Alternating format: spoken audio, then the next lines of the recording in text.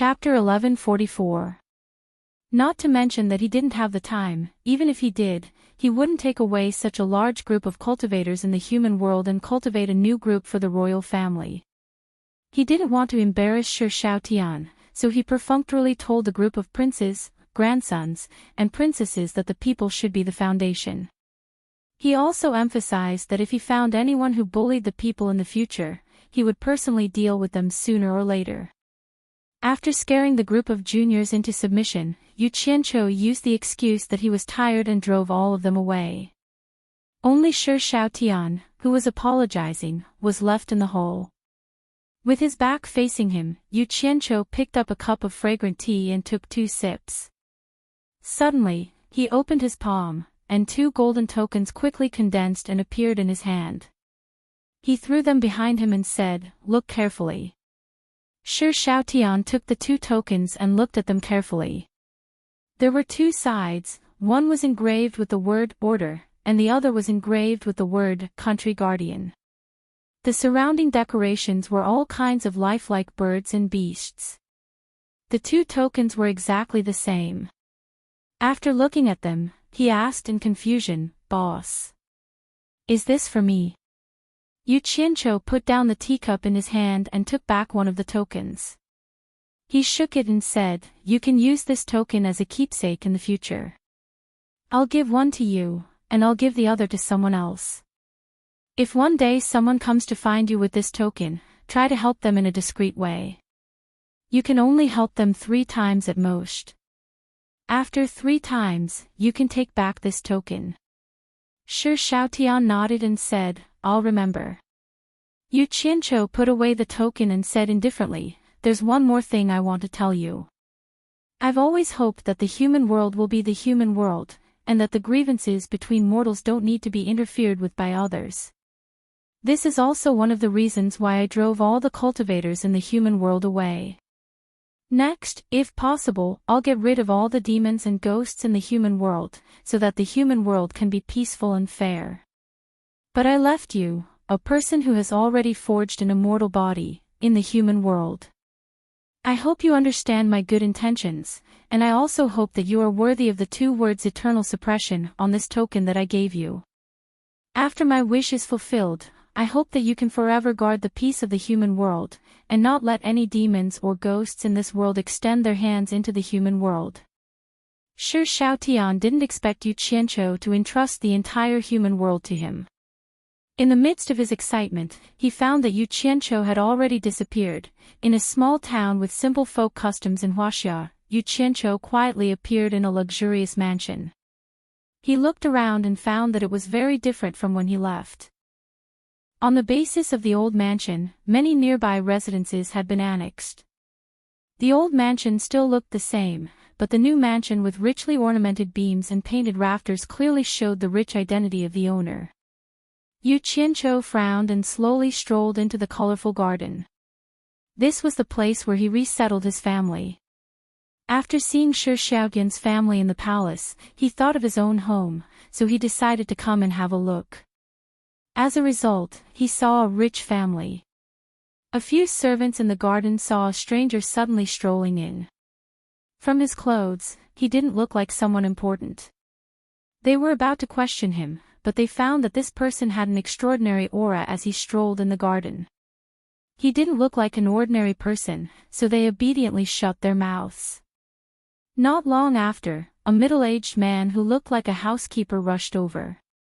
He looked at Yu Qianqiu, then cupped his hands and smiled apologetically. "I'm the housekeeper of the Yu Mansion. May I ask which new guest has come? Why haven't I seen you before?" It was still the Yu Mansion. Yu Qianqiu indifferently said, "Tell Yu Wuqiu to come see me. Our master is in the reception hall discussing business with a guest. Please wait for a moment, I'll go inform him." The housekeeper nodded and bowed before running away. He had wanted to find out who the other party was. Why would someone suddenly appear? Even he, the housekeeper, did not know who this person was. However, when he thought about how there were people guarding the front and back doors, as well as the fact that there were also guards guarding the house, ordinary people would not be able to barge in. Hearing the other party's tone, he did not dare to be negligent. Not long after the housekeeper left, a fat man barged into the garden. He looked to be about 17 or 18 years old, but he was followed by 4 or 5 hedonistic sons of similar age. They walked in carelessly without a care for anyone else. A servant girl passing by bowed in surprise and called out, "Eldest young master." However, the eldest young master's scoundrel friends took advantage of her. She felt so wronged that she bit her lip and wanted to cry, but she did not dare to say anything. Eldest young master. Yu Qianqiu raised an eyebrow as he looked at the fat man. He thought to himself, could this be my nephew? His gaze gradually turned cold as he walked to the center of the road with his hands behind his back. He stared coldly at the few hedonistic sons who had barged in. When the hedonistic sons saw that someone was blocking their way, they looked at each other and stopped. The fat man looked at Yu Qianqiu with uncertainty. He could not figure out where this person had come from. He actually dared to block the eldest young master's way in his own home. Yu Qianqiu could tell that although this fat man was a hedonistic son, he was also a shrewd person. He had learned to read people's expressions at such a young age. I am the eldest young master of the Yu residence. May I know who you are, and why are you blocking our way in the inner garden of my house? The fat man cupped his chubby hands and asked. Yu Qianqiu said calmly, I do not know the eldest young master of the Yu residence. I just happened to pass by the back door and saw that it was open. I wanted to come in and ask for a cup of water. The hedonistic sons were stunned. This was the first time they had encountered something like this. The fat man was even more suspicious. There were people guarding the front and back doors of his house. It did not seem like it was that easy to enter.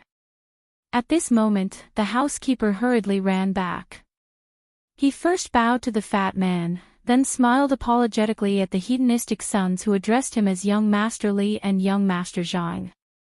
Finally, he walked up to Yu Qianqiu and said in a deep voice, Who are you?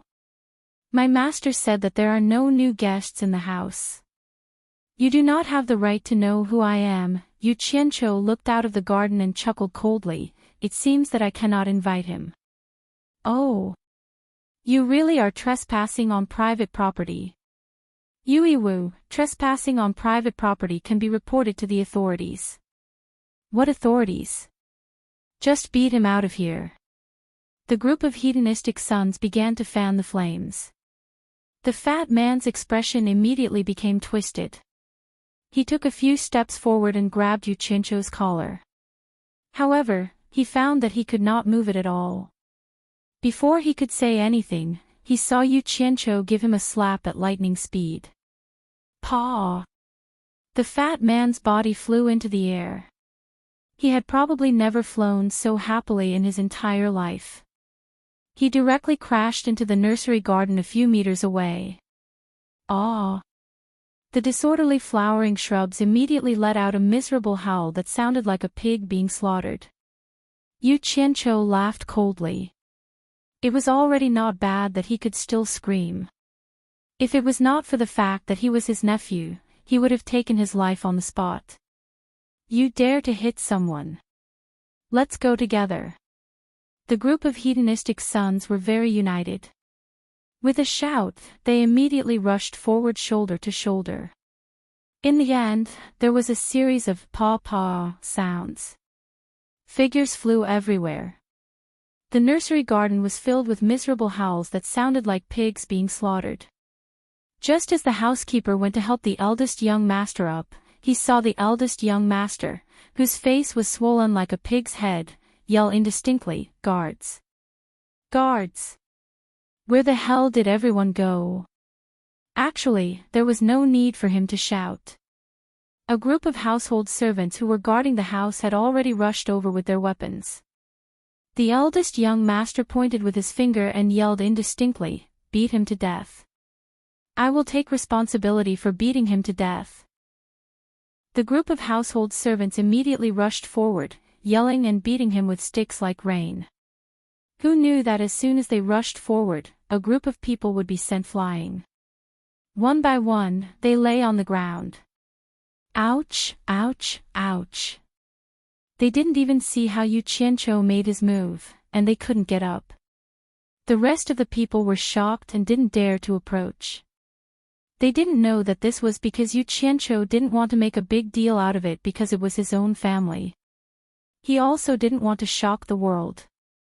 Otherwise, with his temper, he was afraid that not a single one of these people would survive.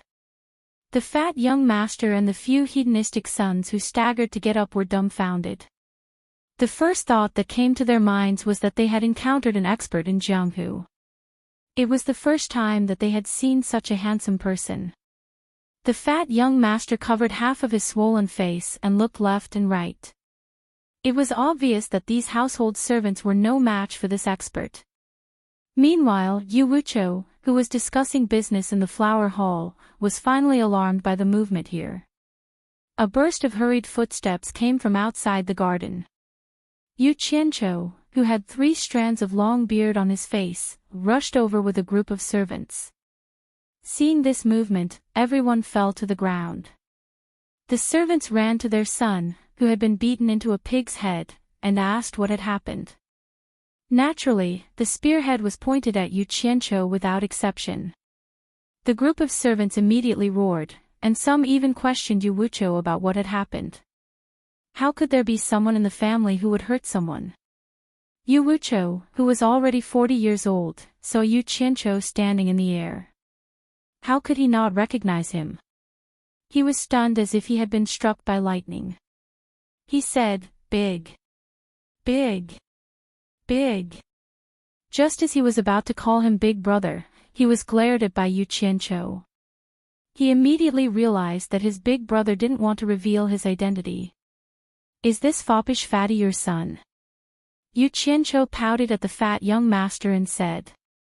Yu Wuqiu immediately ran over with sweat on his head and said with embarrassment, "Big. Why didn't you tell me that you were coming? Is there some misunderstanding?"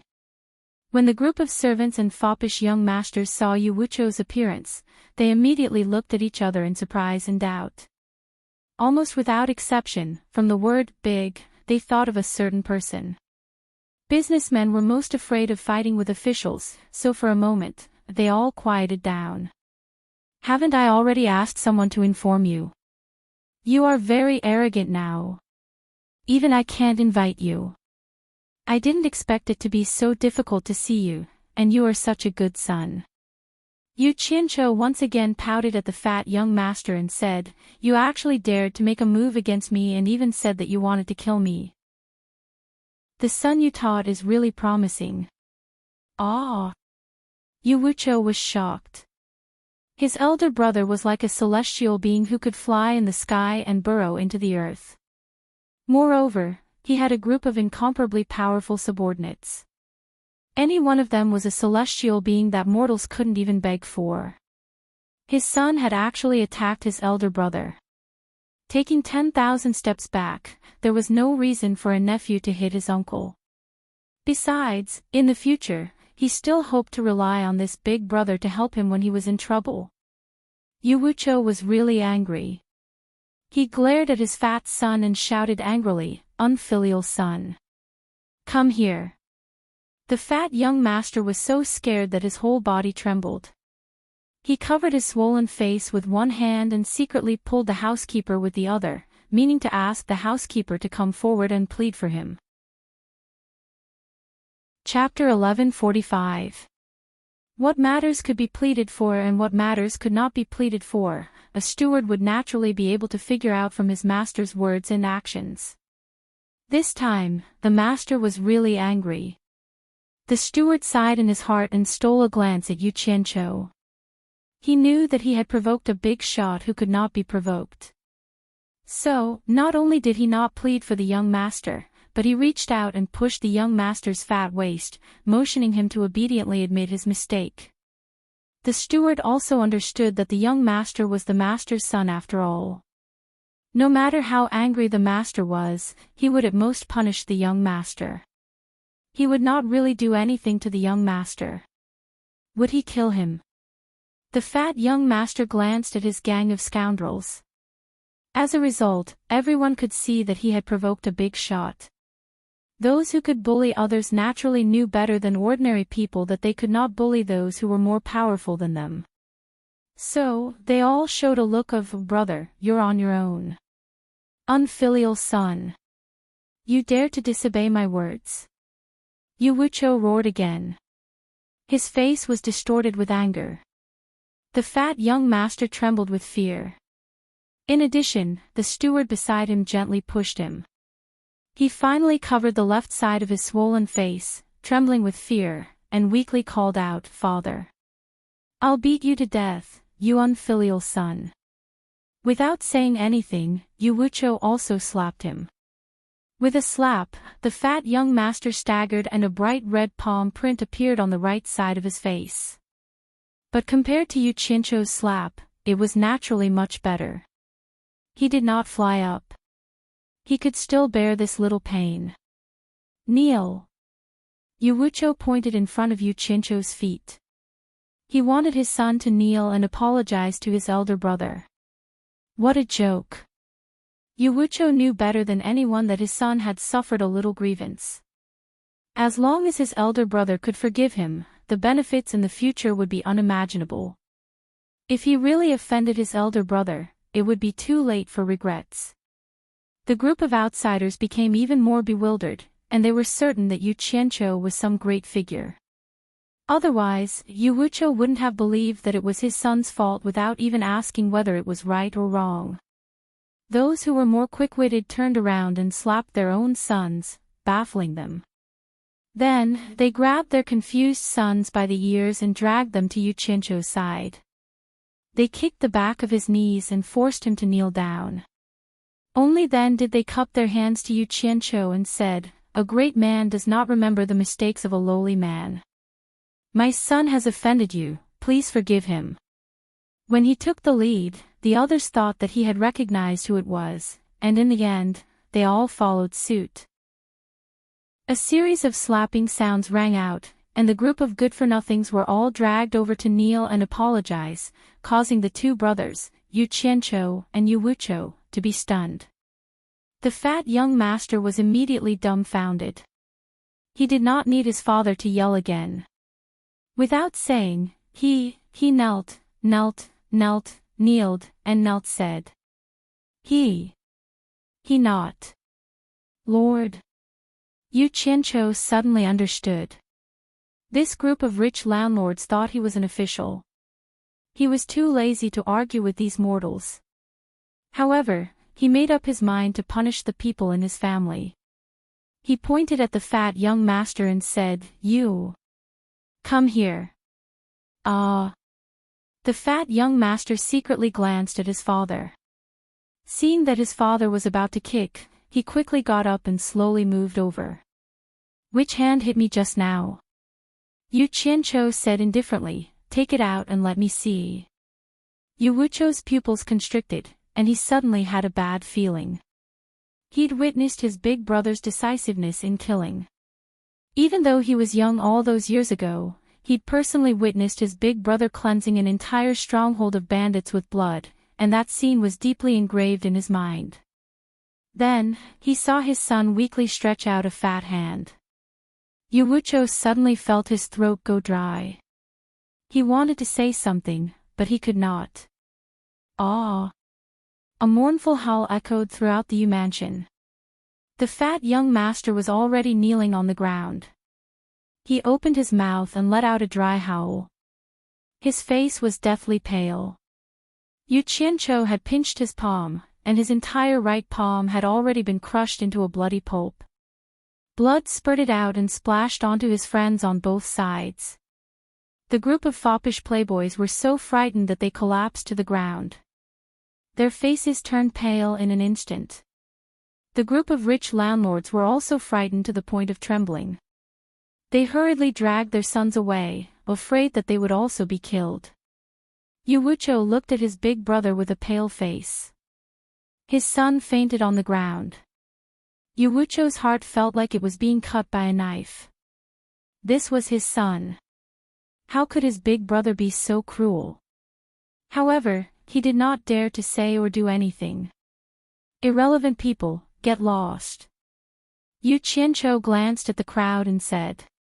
The group of rich landlords immediately cupped their hands and bid farewell to Yu Wuqiu. They hurriedly grabbed their weak sons and ran away. It was also at this time that a few women who had heard the news rushed over. The woman in the lead fell to the ground and hugged her unconscious son, crying loudly. Not long after, she also fainted. The other women called out a few times, but saw that the master was standing there in a daze as if he did not see anything. They then hurriedly called for the servants to carry the fainted mother and son away for treatment. Find a quiet place. I have something to say to you. Yu Qianqiu turned around and said. Yu Wuqiu recovered from his daze and led his big brother into the old mansion with difficulty. After entering the main hall of the old mansion, Yu Wuqiu said bitterly, My parents were afraid that you would not be able to find a place when you came back.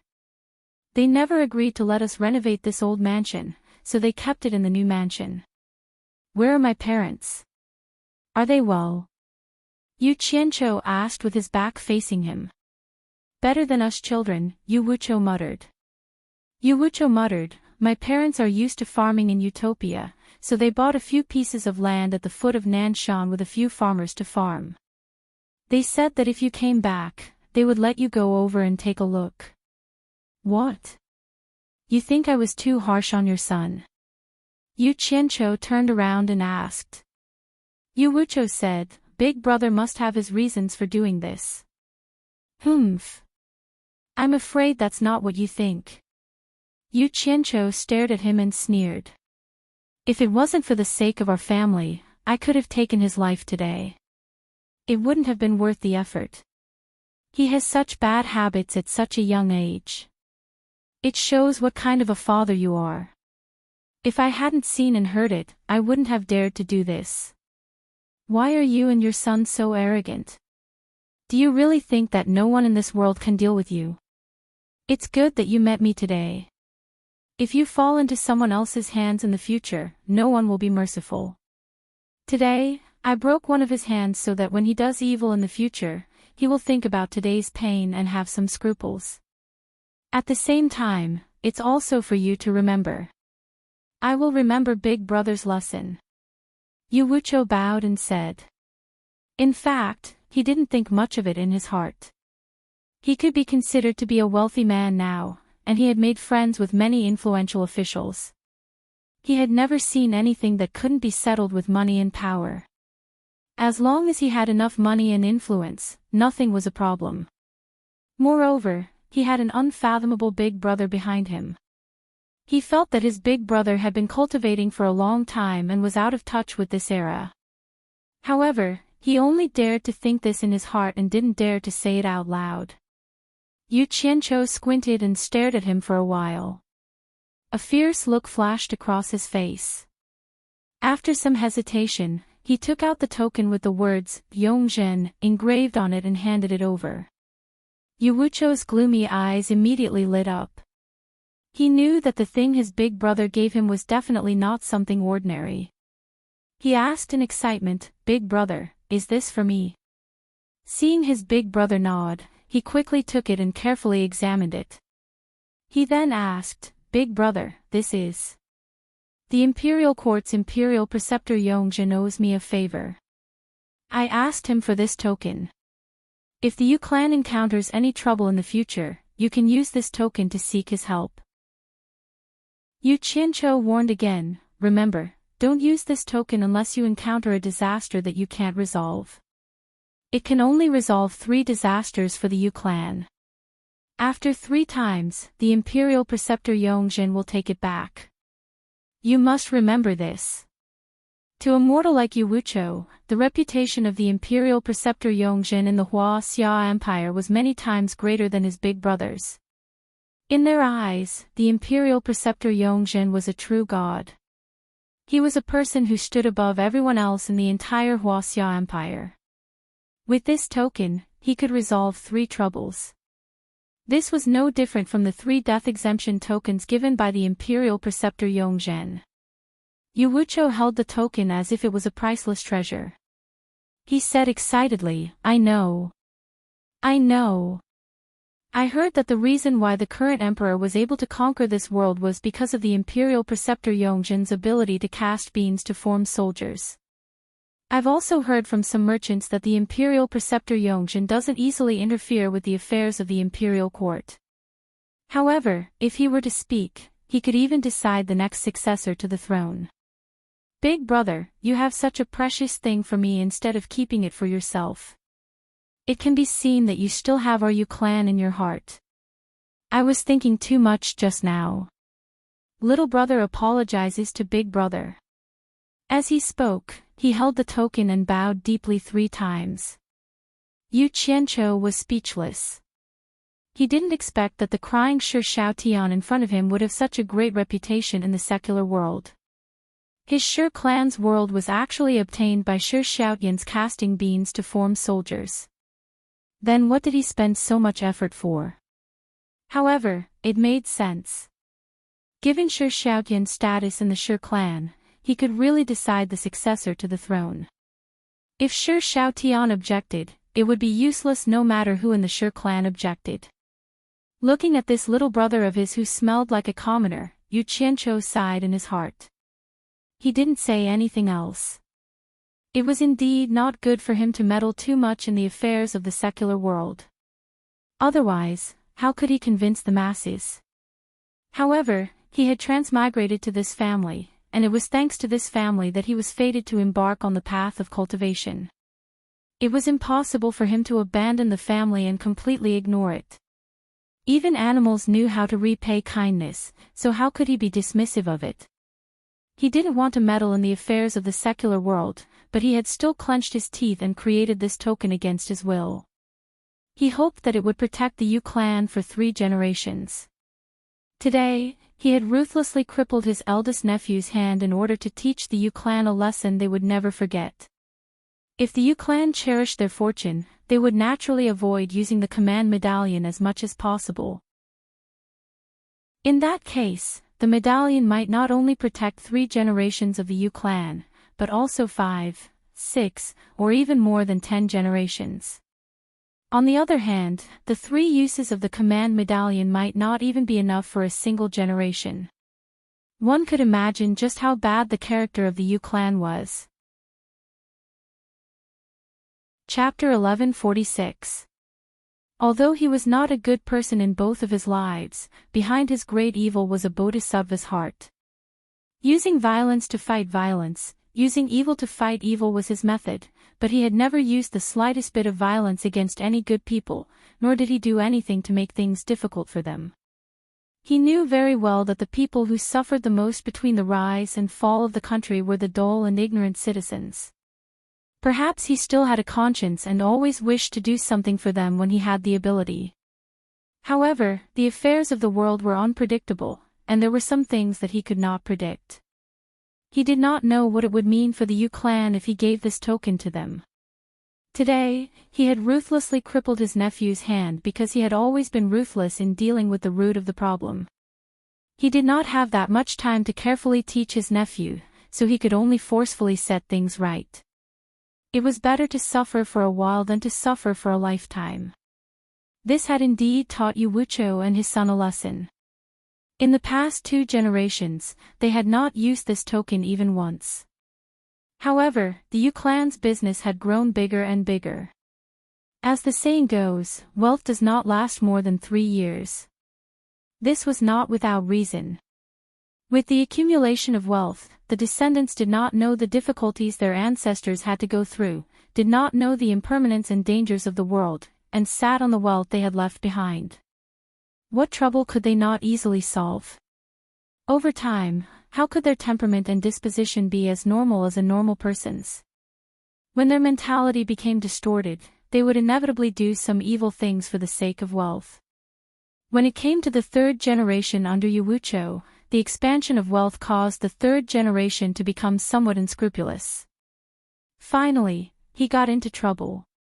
In fact, he did not provoke any powerful figures. He had only taken a fancy to the beauty of a general's daughter. The third generation did not care about her at all.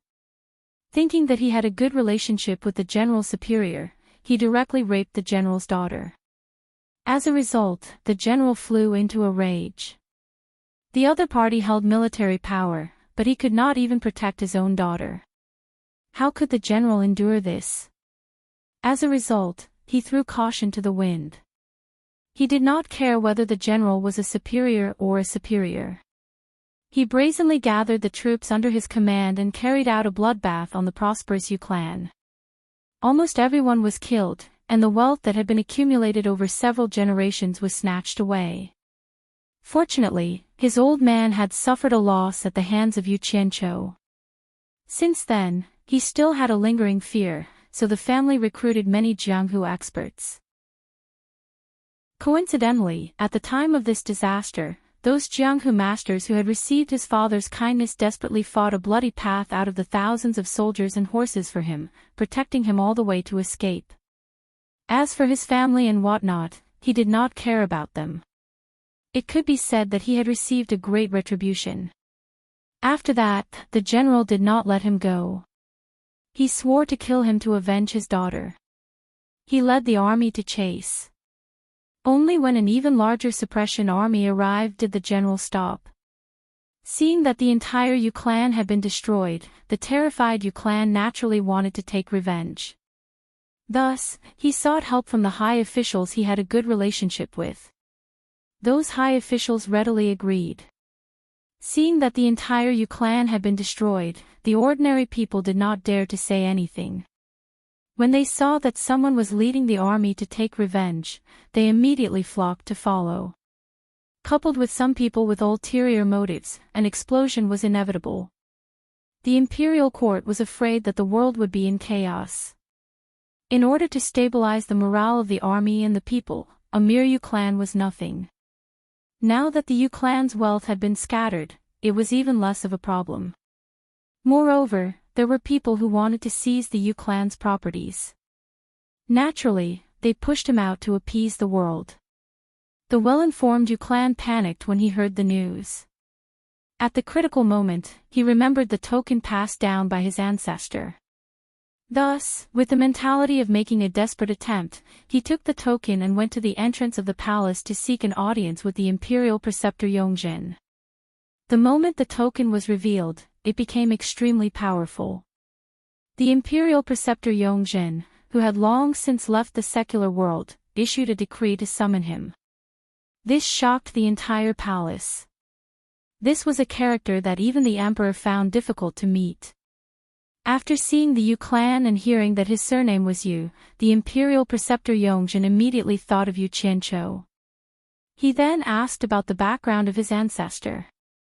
After learning that the Yu clan's grandfather was Yu Wuqiu, he was even more certain that the Yu clan was related to Yu Qianqiu. He couldn't help but sigh in his heart. Boss gave the world to his Shi clan, but let his own clan sink into the common people. This magnanimity was something that he couldn't help but admire. After learning about the trouble he had caused, the imperial preceptor Yongjin only frowned slightly.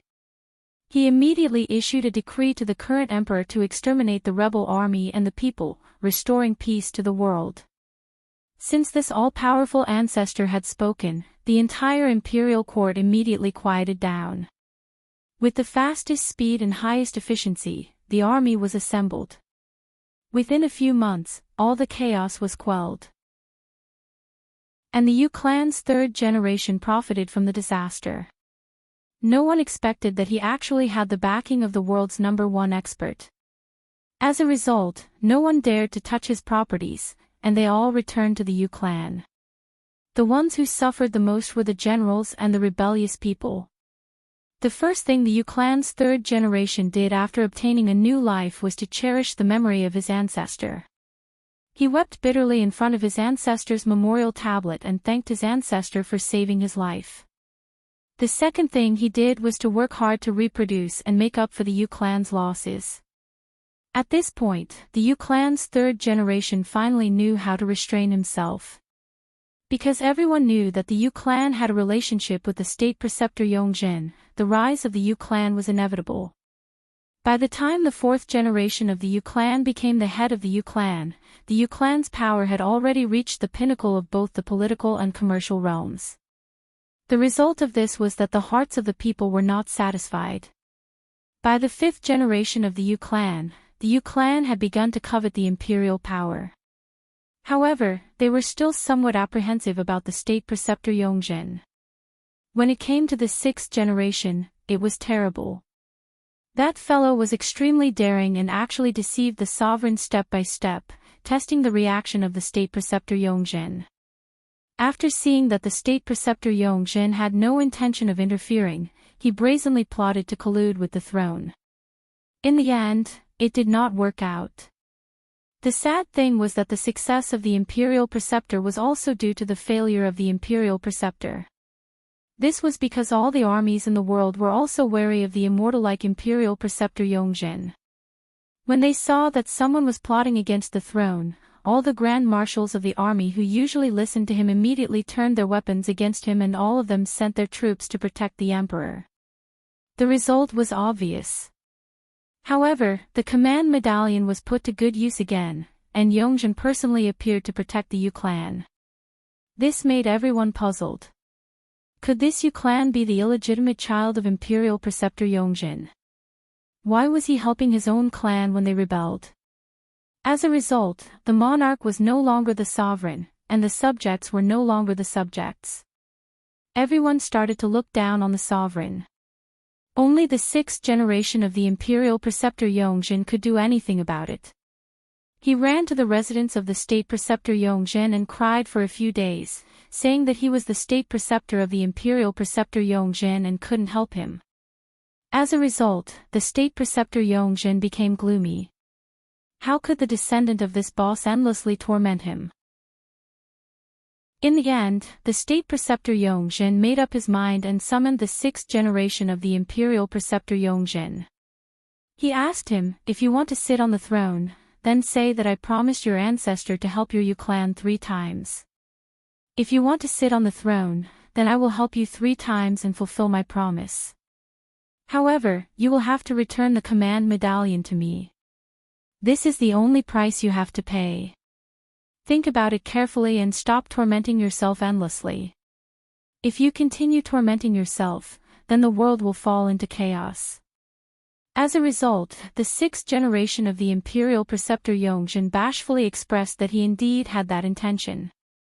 He was afraid that the state preceptor Yongjin wouldn't agree and was too embarrassed to say it out loud.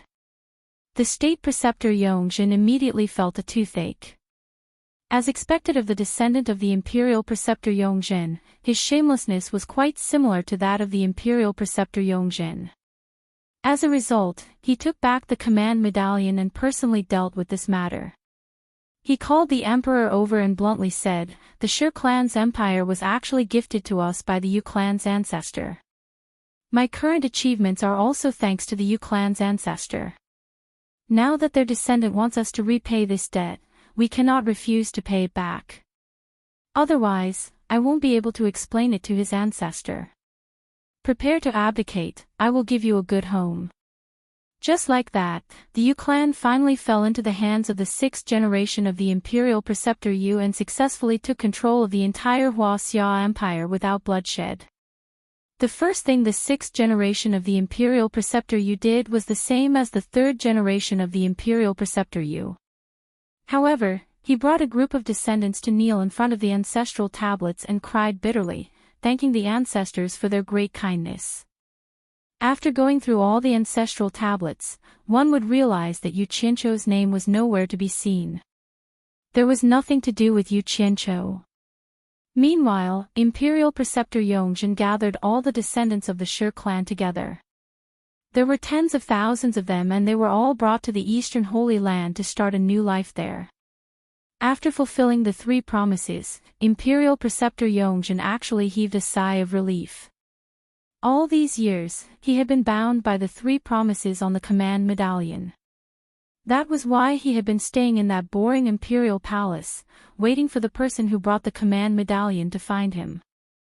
He was afraid that his departure would delay his boss's matters. After fulfilling the promise, Imperial Preceptor Yongzhen floated away in the vast world. The descendants of the Shi clan also didn't know where he went.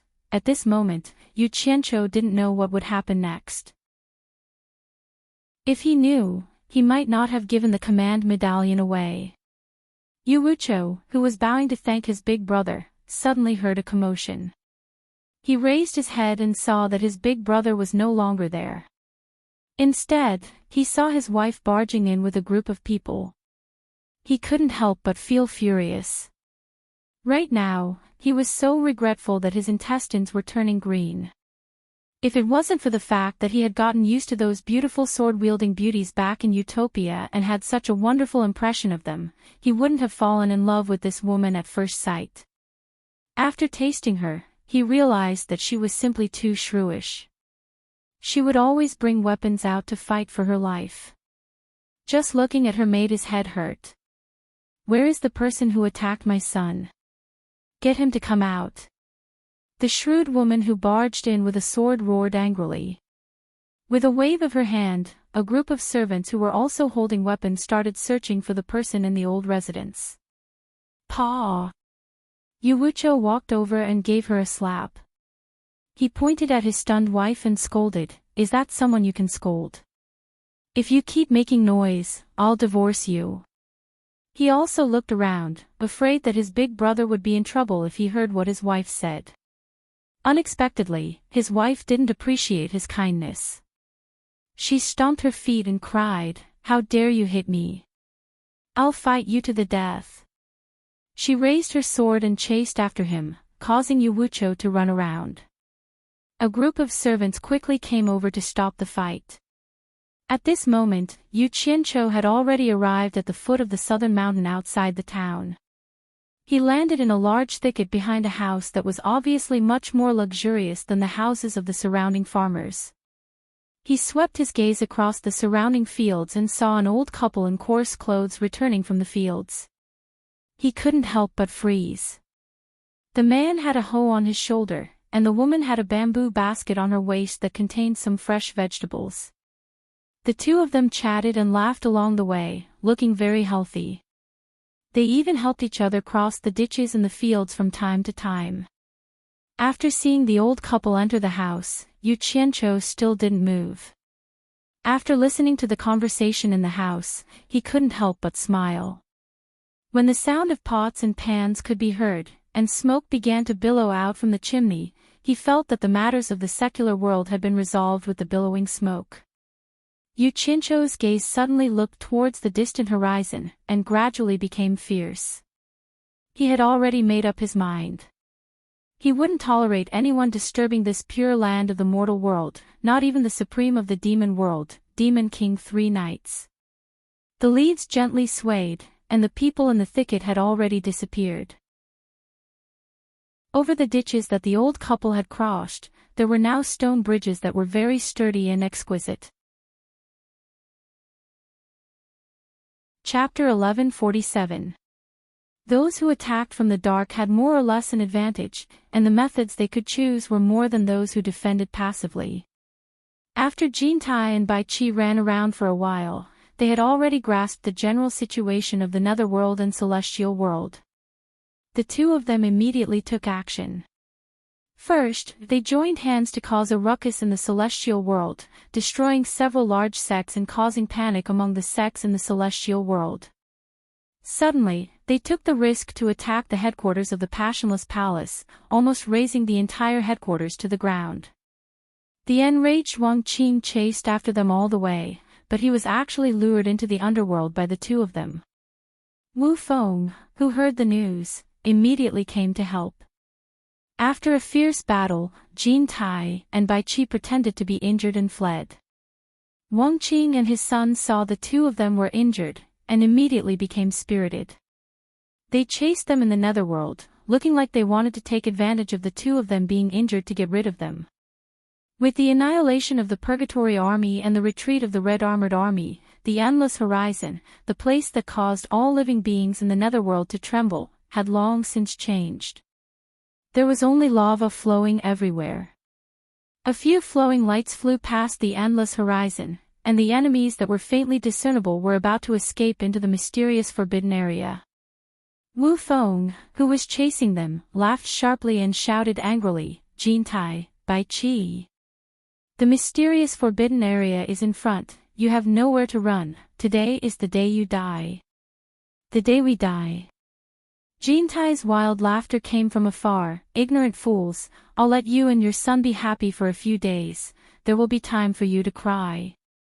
Wang Qing, who was flying quickly behind Wu Feng, suddenly frowned and said, "Father.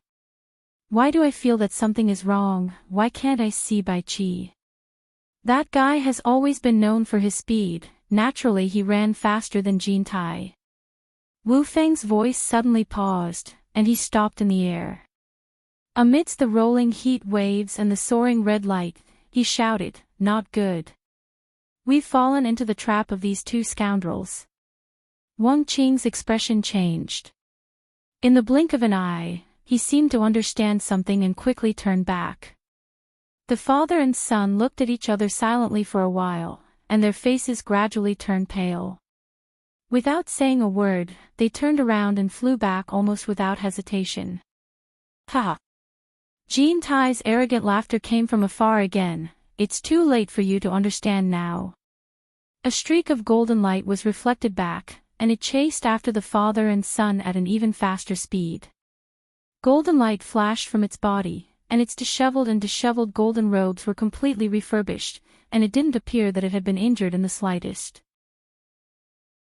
Suddenly, the sky above the underworld rumbled unceasingly, and the fierce sound of fighting constantly resounded between heaven and earth. Jintai relied on his faster speed to continuously chase after Wang Qing and his son. When the father and son attacked, he immediately turned around and fled. At this time, anyone could see that Jintai was stalling for time. On the way, Wu Feng finally received an urgent message from his sister, Lady Blackpool. She said that Bai Qi was on a killing spree at the exit between the underworld and the celestial world. No one could stop him. Now, no one dared to go near that area. She asked the father and son to quickly go and help. This confirmed the father and son's guess. Jintai and Bai Qi had pretended to be injured and set up a trap to lure the father and son. Then, Bai Qi would use his faster speed to quickly open the passage to the demon world, and Jintai would stall them to buy more time for Bai Qi. However, what the father and son could not understand was that since Bai Qi had already reached the exit between the two realms, why didn't he hurry to open the passage to the demon world? Why was he wasting time by killing people at the exit?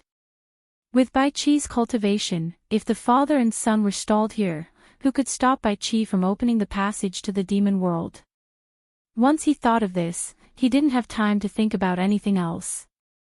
He used all his strength to defeat Queen Jean and immediately said anxiously, "Father. Every passage to the demon world is blocked by many formations. Even if Bai Qi wants to open the passage to the demon world, he won't be able to do so in a short period of time. Your flying speed is faster than mine, so quickly chase after Bai Qi. There's still time. I will stall Jintai. Go quickly." "All right." Wu Feng shouted and quickly disappeared into the distance with the wind god's staff. Wang Qing turned around and chased after Jintai. Trying to run. It won't be that easy. Jintai laughed evilly. He did not want to fight with Wang Qing at all. He quickly dodged Wang Qing and used his even faster speed to tangle with Wu Feng. His golden cloud rod shone brightly as it smashed towards Wu Feng.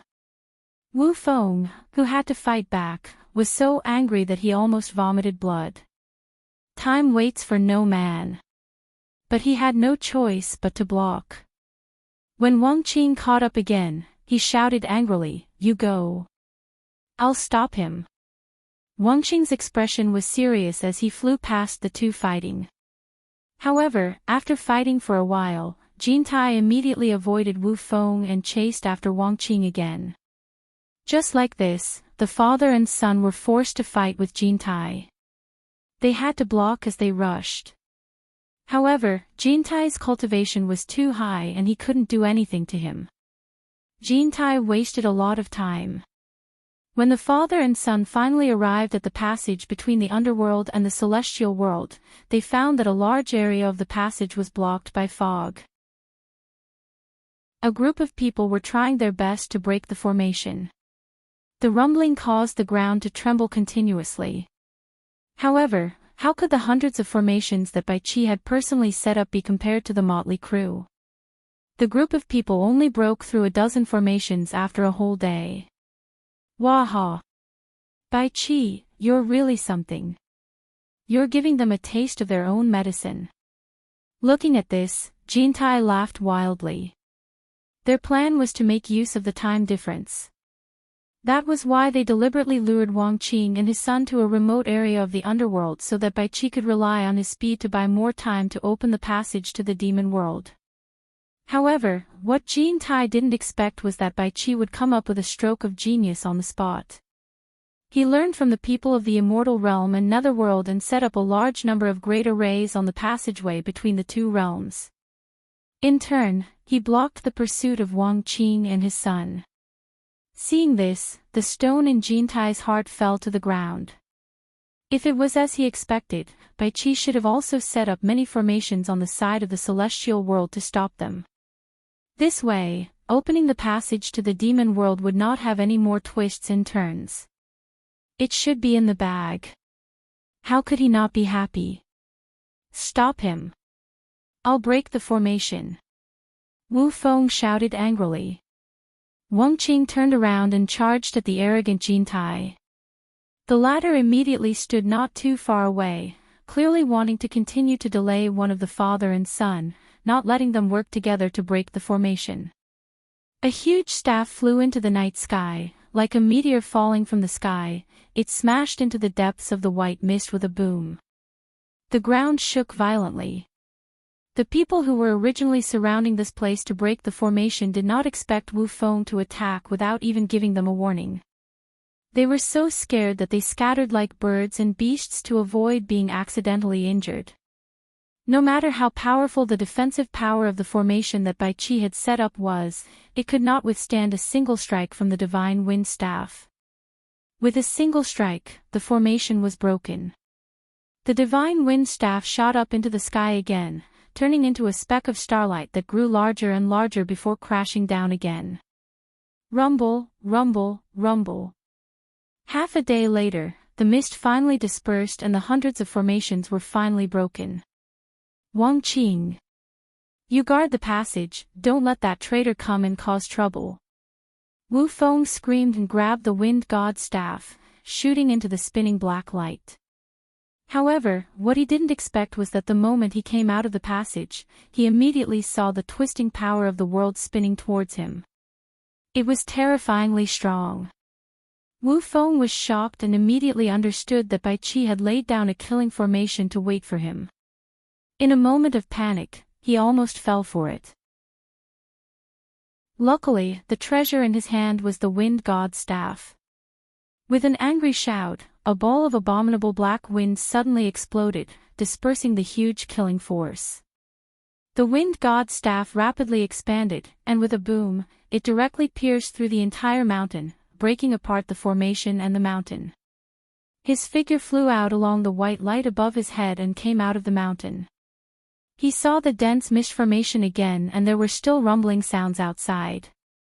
Clearly, there were also people breaking the formation outside. Wu Feng pointed towards the sky without hesitation. The enormous wind god's staff was like an enormous wind drill that spun rapidly and drilled into the white mist above his head. Rumble. Rumble. A series of explosions rang out. After another half a day, the fog dispersed, and another 100 or so formations were broken.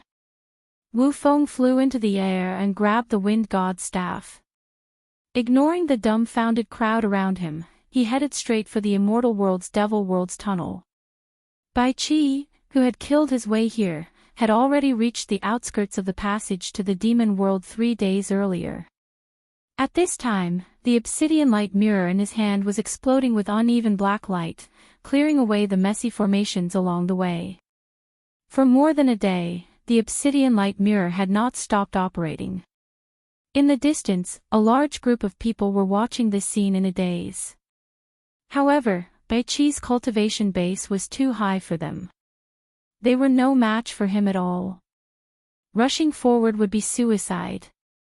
Some of the people who had rushed forward regardless of the cost were directly turned into ashes by the obsidian netherlight mirror in Baiqi's hand. No one dared to move recklessly. They could only watch helplessly, not knowing what to do. Emperor of the Underworld. Quickly stop. Once the demon world is opened, you know better than us what the consequences will be. Someone shouted with tears of blood, as long as you are willing to give up on opening the passage to the demon world, we are willing to restore the original order of the celestial world and the netherworld, and worship you forever. Yes. Yes. Countless people shouted, Emperor of the Underworld. Quickly stop. Baiqi's expression changed, as if he was moved. If he was not forced, he would not want to open the demon world again. However, he instantly calmed down, and his indifferent voice resounded through the sky, wait until you can be the master of Wu Feng and Wang Qing, then say such words to me. Otherwise, it is no different from farting.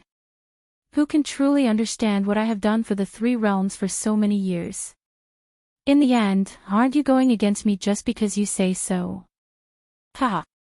I would rather betray the world than let the world betray me. Why not kill all the heartless people? His voice was filled with grief and anger. The black light suddenly soared, breaking the few magic formations with all its power. A huge mountain with a steel inlaid on it appeared in the mist. Under the illumination of the black light, the accumulated dust and vines on the steel were all swept away. Dense and strange magic symbols were engraved on the steel. Seal of the Demon World. A wave of terrified exclamations came from the crowd in the distance. There were still many formations that had not been broken behind the large mountain and on both sides, but those were not important. At this time, Baiqi could not hear the urgent shouts behind him, nor could he see the formations that had not been broken. In his eyes, there was only the metal steel, and the speed at which his chest rose and fell became somewhat hurried. Chapter 1148.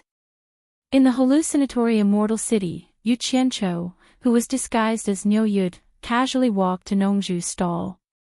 He picked up a horse sculpture and clicked his tongue, oh my god. There was actually such a marvelous sculpture in this world. He wondered which extraordinary person had created it. Boss. How many spirit stones are you selling it for? He smiled wretchedly. Nongzhu looked at him as if he was a dead man. She sat there motionlessly and said, it is rare to see a man like you.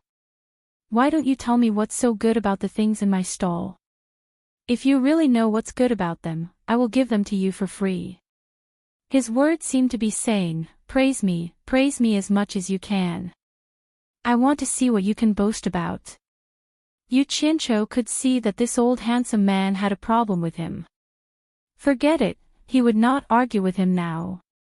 He would ask Jade Flower Fairy to deal with him when he returned. Just when he was about to say something to comfort him, there was a sudden commotion in the square. Looking back, he found that many disciples of the Heartless Palace had come to the square and were talking passionately. What's going on? Yu Qianqiu held the horse sculpture in his arms and got back to business. However, he was transmitting his voice secretly. Nongzhu also understood that it was not the time to be angry. She explained angrily, after the Immortal Underworld and the Underworld established the Immortal Underworld Demon-Slaying Alliance, the Heartless Palace established the Rogue Cultivators Alliance from all over the Immortal World. The gimmick was that they took out a quota of 1,000 true disciples of the Heartless Palace and prepared to reward them to the Rogue Cultivators who made great contributions to the Immortal Underworld Demon-Slaying Alliance. It was said that the Rogue Cultivators who made great contributions could join the Heartless Palace and practice the sword-drawing movement of the Heartless Palace. Once this gimmick was taken out, the rogue cultivators in the immortal world rushed to join. I heard that 2 to 3 million people have been gathered to compete for the 1,000 quota. The Rogue Cultivators Alliance. Yu Qianqiu was startled. He was quite familiar with this name. He had once been the leader of the Rogue Cultivator Alliance in the cultivation world, so he didn't find it strange that these rogue cultivators would flock to him like a flock of ducks. He nodded slightly and said, "Independent cultivators do not have a good life. Being able to join the Heartless Palace and obtain the true legacy of the Heartless Palace's sword-drawing technique is indeed a chance to change one's fate. If it were me, I would take the gamble. Anyway, no one knows you now. You can give it a try." Nongzhu said sarcastically. Yu Qianqiu caressed the horse sculpture in his arms and chuckled, "Forget it. If the people from the Heartless Palace know it's me, don't fight me to the death." "Oh." Nongzhu made a long "oh" sound and said, "I forgot to tell you something. Wang Qing has publicly announced that the grudge between you and the Heartless Palace has been written off." He told Nongzhu about how Yu Qianqiu called the police in time and resolved the crisis. Then, Wang Qing told him about how he took credit for the incident and what he heard recently. "Ah.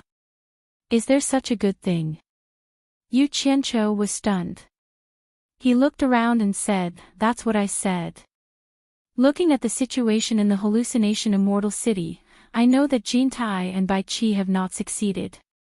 Otherwise, the hallucination immortal city would not be so lively when the diabolism came. That's why I said you can give it a try. It's not bad to get the sword-drawing technique of the Heartless Palace." Nongzhu teased. "Come on. How could the Heartless Palace divulge the cultivation method of the sword-drawing technique so easily? At most, they only divulged the first technique. But now, I can buy some things in the hallucination immortal city and exchange all the things that those people in the human world have. You really brought all the cultivators in the human world here?" Nongzhu was stunned. Yu Qianqiu replied with an "N." He put down the horse sculpture in his hand and walked into the crowd. He started to buy all the cheap things in the stalls. After all, no matter how cheap they were still better than the ordinary things in the human world. The key was that it was not practical to buy a lot of high-grade things. Moreover, millions of people were using high-grade things and he did not have the financial resources to do so. He could only make do with what he had. After he bought thousands of low-grade flying swords in the stalls, he immediately attracted the attention of the mythical Fire Palace's disciples. They followed behind him. When they saw that he had nothing to buy, a red-robed disciple squeezed to his side and cupped his hands. "I'm a disciple of the mythical Fire Palace." Yu Qianqiu turned and looked at him. He frowned and said, "What's the matter? It seems that you want to buy a lot of all kinds of low-grade immortal equipment. My mythical Fire Palace is the #1 blacksmith sect in the 3 realms." The red-robed disciple smiled and said, "If you want to buy a lot, my mythical Fire Palace has a lot of stock. If you buy a lot, it will be cheaper. It will save you time and effort compared to you buying here and there. What do you think?" It seemed like he was a disciple of the mythical Fire Palace who was trying to attract business. Yu Qianqiu frowned. How could he have forgotten about the mythical Fire Palace? This daddy's grudge with the Heartless Palace had already been written off. He could totally go to the mythical Fire Palace to buy things openly. Why was there a need to waste time here? Good, good, good.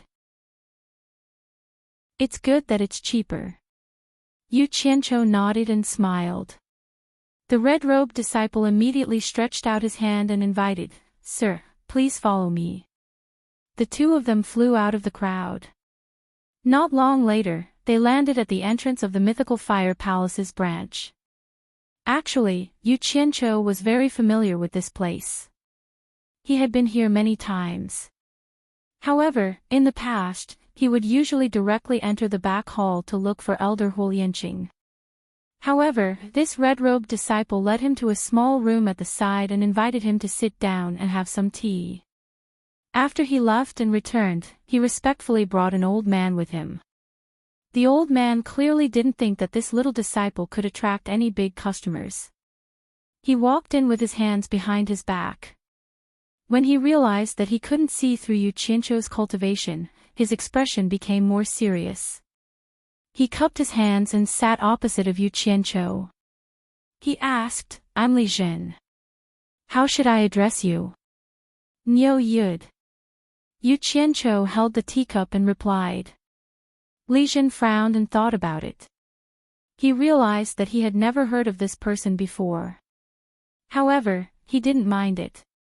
He laughed and said, "I heard from the disciple that you want to buy all kinds of low-tier immortal equipment in bulk. I wonder what kind of low-tier immortal equipment you want and how many do you want?" Yu Qianzhou sat there and drank a mouthful of tea. He then smiled faintly and said, "I want flying swords. I don't want all low-tier ones. I want high-tier ones too. However, I heard from him that it would be cheaper to buy them in bulk. Don't cheat me." He pointed at the little disciple who was standing with his hands behind his back. "There's naturally a discount if you buy in bulk." "He's right," Li Zhen said with a face full of smiles. "Can you give me a specific number?" Yu Qianzhou put down the teacup and said solemnly, "I want as much as you have." "You must be joking." Li Zhen laughed. He used his laughter to re-evaluate Yu Qianzhou. He was wondering if Yu Qianzhou really had the financial resources to buy as much as he had. One had to know that Mythical Fire Palace had been in the immortal realm for so many years. There were countless low-tier flying swords that their disciples had refined. Just this branch alone had a backlog of millions of them. If they could really sell them all, it would really be a big business. However, who would want so much trash if they had the financial resources? "Do I look like I'm joking?" Yu Qianzhou asked coldly. "Haha. Of course it's better if it's true." Li Zhen twirled his white beard as he chuckled. "There are 9 grades of immortal artifacts. Grade 1 is 1 divine Great Spirit Stone, Grade 2 is 100, Grade 3 is 10,000, Grade 4 is 1 million, and Grade 5 is 100 million. These are the market prices. If Honored Sir wants to buy in bulk, the price can be negotiated. As for Grade 6 and above, any one of them would easily cost tens of billions of divine Great Spirit Stones. Most of them are custom-made, and the price is not something I can decide. Our branch does have a few in stock. If Honored Sire is really sincere in purchasing in large quantities, I can introduce you to the elder in charge of the branch." The price was the market price. Yu Qianzhou's eyes rolled as he pondered, then he asked again, "Report me the stock, I'll buy according to the amount of money I have." He's for real this time.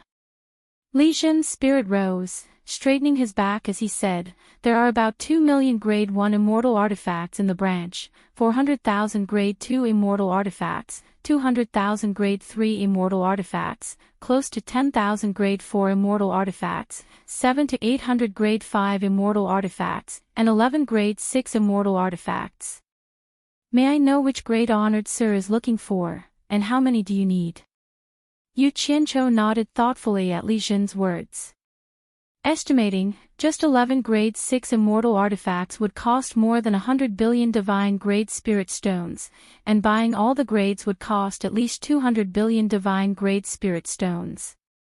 The total amount of Spirit Stones he had now was less than 80 billion, and he still needed to keep some Spirit Stones in reserve, yet he wanted to buy all the high-grade immortal artifacts.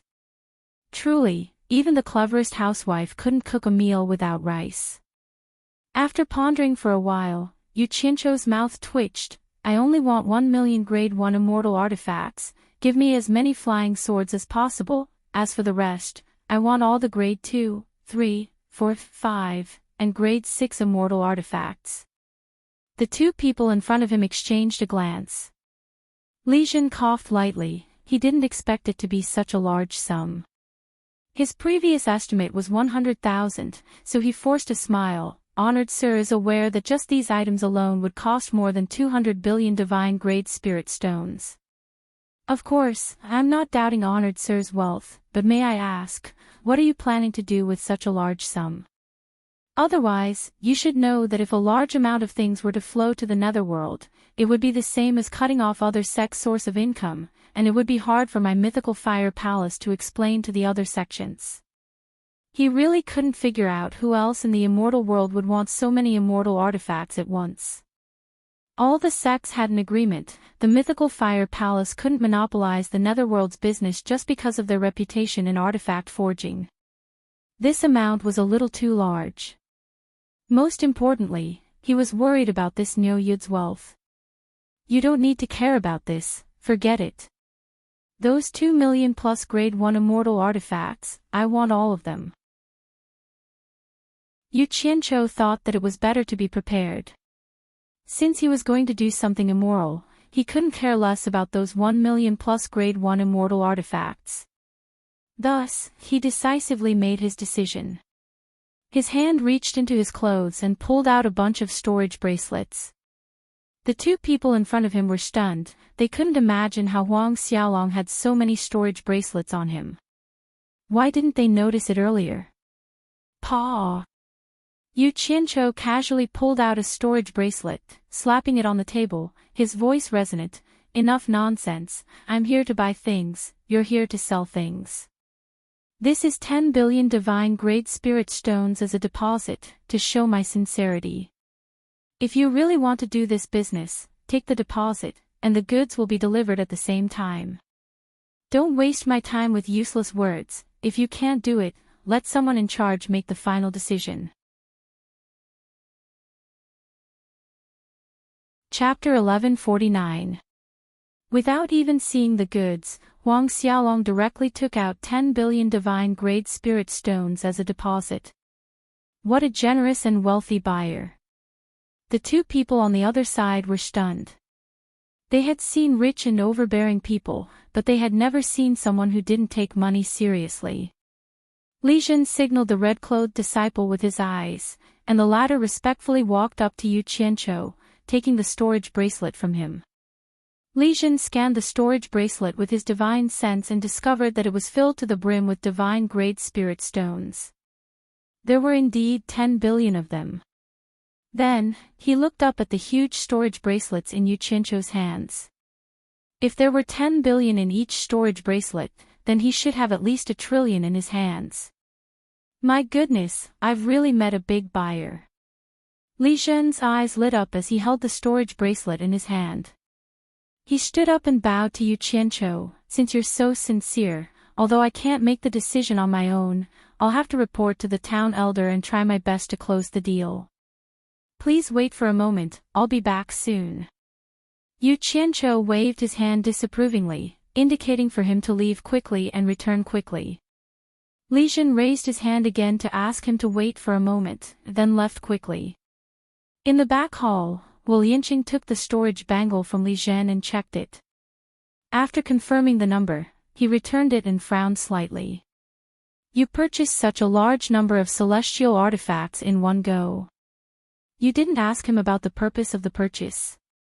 I did, but he refused to tell me. Li Zhen thought about it and said, I suspect that he's buying for the underworld, so I don't dare to agree. Netherworld. Indeed, only the netherworld can use up such a large number of low-grade immortal artifacts at once. If it was in the past, the mythical fire palace wouldn't have dared to sell so many weapons to the netherworld at one go. But ever since Wang Qing and his son gained power, for some unknown reason, the sect actually hinted to him to loosen the restrictions on sales to the netherworld. He was also planning for this matter, but he didn't expect that a large buyer would come knocking on his door. After some thought, Wu Yinqing said, sell it to him. Then, he added, since he's a big buyer, invite him to my place. Then, you go and check out the things he wants and bring them over. Try to round it up as much as possible and leave the odd bits to maintain the popularity of the daily business. Yes. But elder. Li Zhen was a little hesitant. If we do this, it'll be the equivalent of emptying the branch. The Heartless Palace has already reserved 3 million low-grade immortal artifacts for the newly formed Itinerant Cultivator Alliance. If we give them all at once, what if the Heartless Palace comes to collect the goods and we can't hand them over? Huolianqing waved his hand disapprovingly. That's not a problem. I'll immediately contact the sect and get them to send those low-grade immortal artifacts over as soon as possible. It'll be just nice to get rid of most of the useless things in the sect. This is a good thing. If the Heartless Palace comes to collect the goods, I'll explain. Just do as I say. Li Zhen naturally accepted the order and soon brought Yu Qianqiu over. Huolianqing looked at him and found that he couldn't see through his cultivation, so he invited him to sit down and have some tea. Then, he asked him some questions. Yu Qianqiu sat there calmly and pretended not to know him. Seeing that he couldn't get anything out of him, Huolianqing said some insignificant things to kill time. It didn't take long for Li Zhen to check the number of the items. Li Zhen only needed to confirm the number of the items before he took out 6 storage bracelets and placed them on the tea table in front of Yu Qianqiu. He explained, 2 million pieces of first-grade celestial artifacts, 400,000 pieces of second-grade celestial artifacts, 200,000 pieces of third-grade celestial artifacts, 10,000 pieces of fourth-grade celestial artifacts, 800 pieces of fifth-grade celestial artifacts, and 11 pieces of sixth-grade celestial artifacts.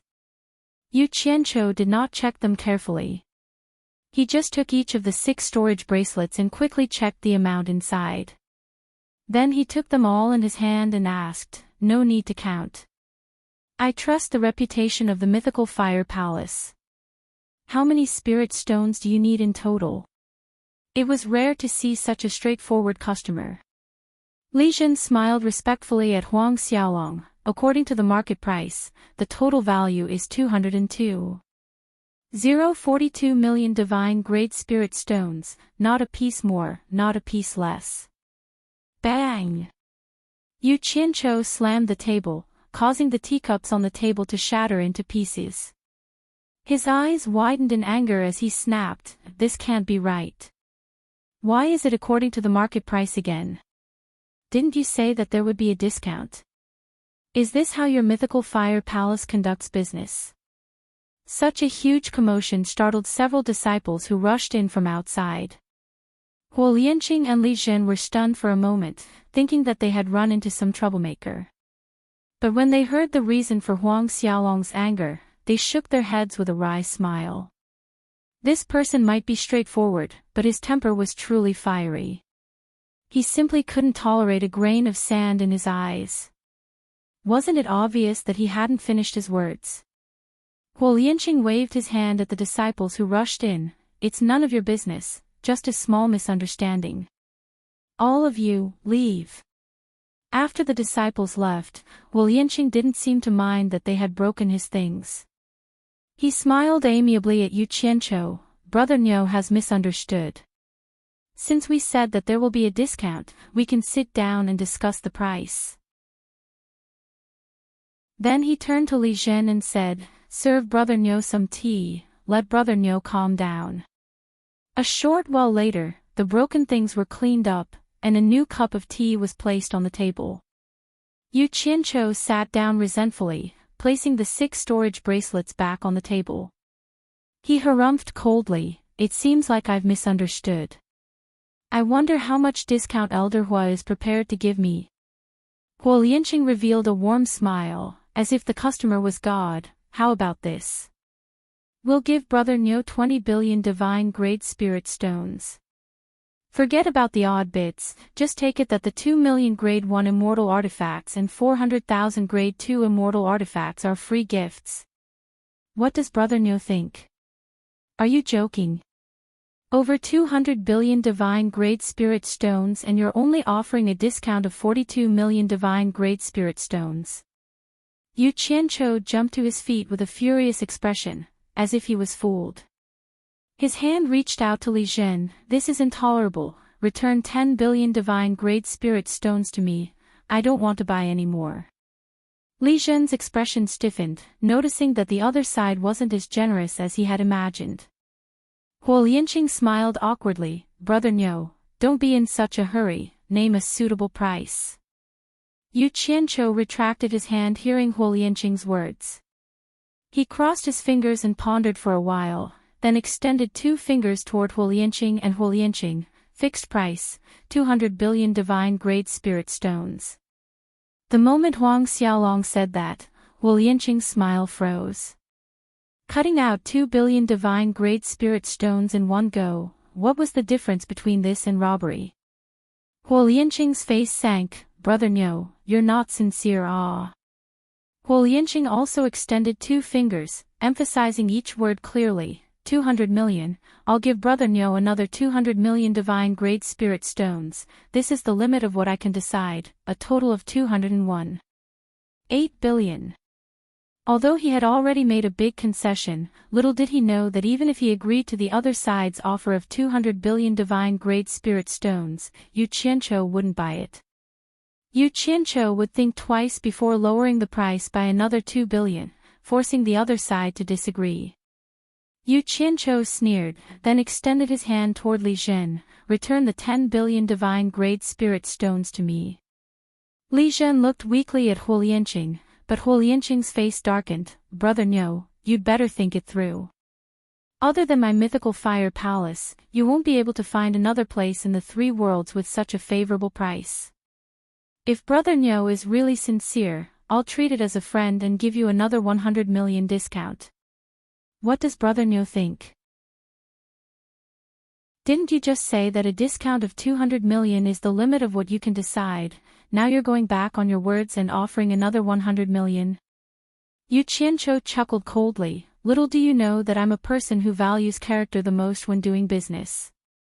If it's something I like, even if it's another 10 billion, I'm still willing. Huo Lianqing was depressed. Wasn't this how business was conducted? Are you saying that I'm not pleasing to the eye?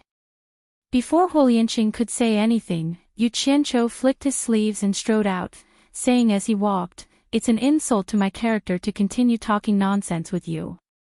In any case, your hands are already dirty after the 10 billion, it's beneath me to ask for it back. You can keep it and spend it slowly. Disdain was written all over his face as he strode away. Listening to Huang Xiaolong's words, it sounded like he was putting himself on a pedestal, giving others the impression that he was a misophobe. Huo Lianqing and Li Zhen exchanged a glance. This was the first time they met such a strange person. Li Zhen blanked for a moment. Elder. Do you want this disciple to chase him back and have a talk? Do you think you can come to an agreement with this kind of person? Huo Lianqing didn't know whether to laugh or cry. I've seen all kinds of people in my life, but not this kind of person. He really has too much money and nowhere to spend it. But 10 billion divine-grade spirit stones is not a small amount, so leave it for now. If one day he regrets it and comes back to ask for it, we still have to return it to him. After all, no amount of money can exchange for our mythical fire palace's golden reputation. This disciple understands. Li Zhen saluted respectfully, then put away the 6 storage bracelets on the table, turned around and left. However, a short while later, Li Zhen ran back in a flustered manner, his voice anxious. Not good. Not good. Elder, we've been tricked. Huo Lianqing frowned. How many times have I told you to stay calm? What happened? Tell me slowly, what are you panicking for? Li Zhen quickly and anxiously recounted the matter. It turned out that when he brought the items into the storage, according to the rules, the disciples who entered the storage room had to check the items again, otherwise, if something was missing, the disciples who entered the storage room wouldn't be able to bear the consequences. In the end, other than 1 storage bracelet with 10 billion divine-grade spirit stones inside, the other 6 were empty. Li Zhen was not a fool. A moment's thought told him that someone had swapped the storage bracelets. Hearing this, Huo Lianqing was dumbstruck. Just now, when the items were placed back on the table, he had been keeping a close watch on them. There shouldn't have been a chance to swap them out. Could it be that when the other party smashed the table, you stupid pig. Who did you bring?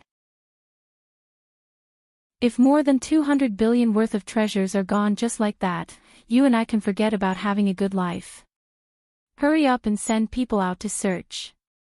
Huo Lianqing bellowed, taking the lead and dashed out in a hurry.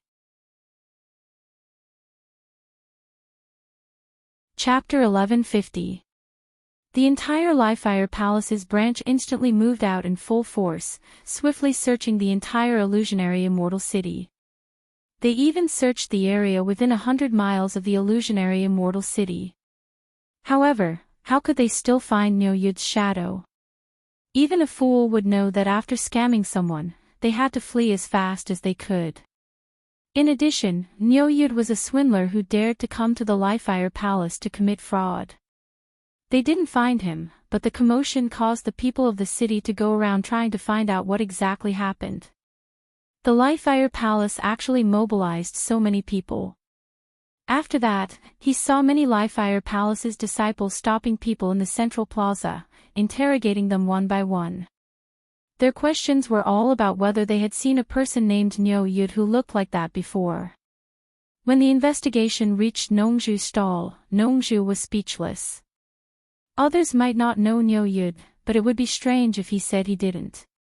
However, he also didn't know what Yu Qianqiu had done.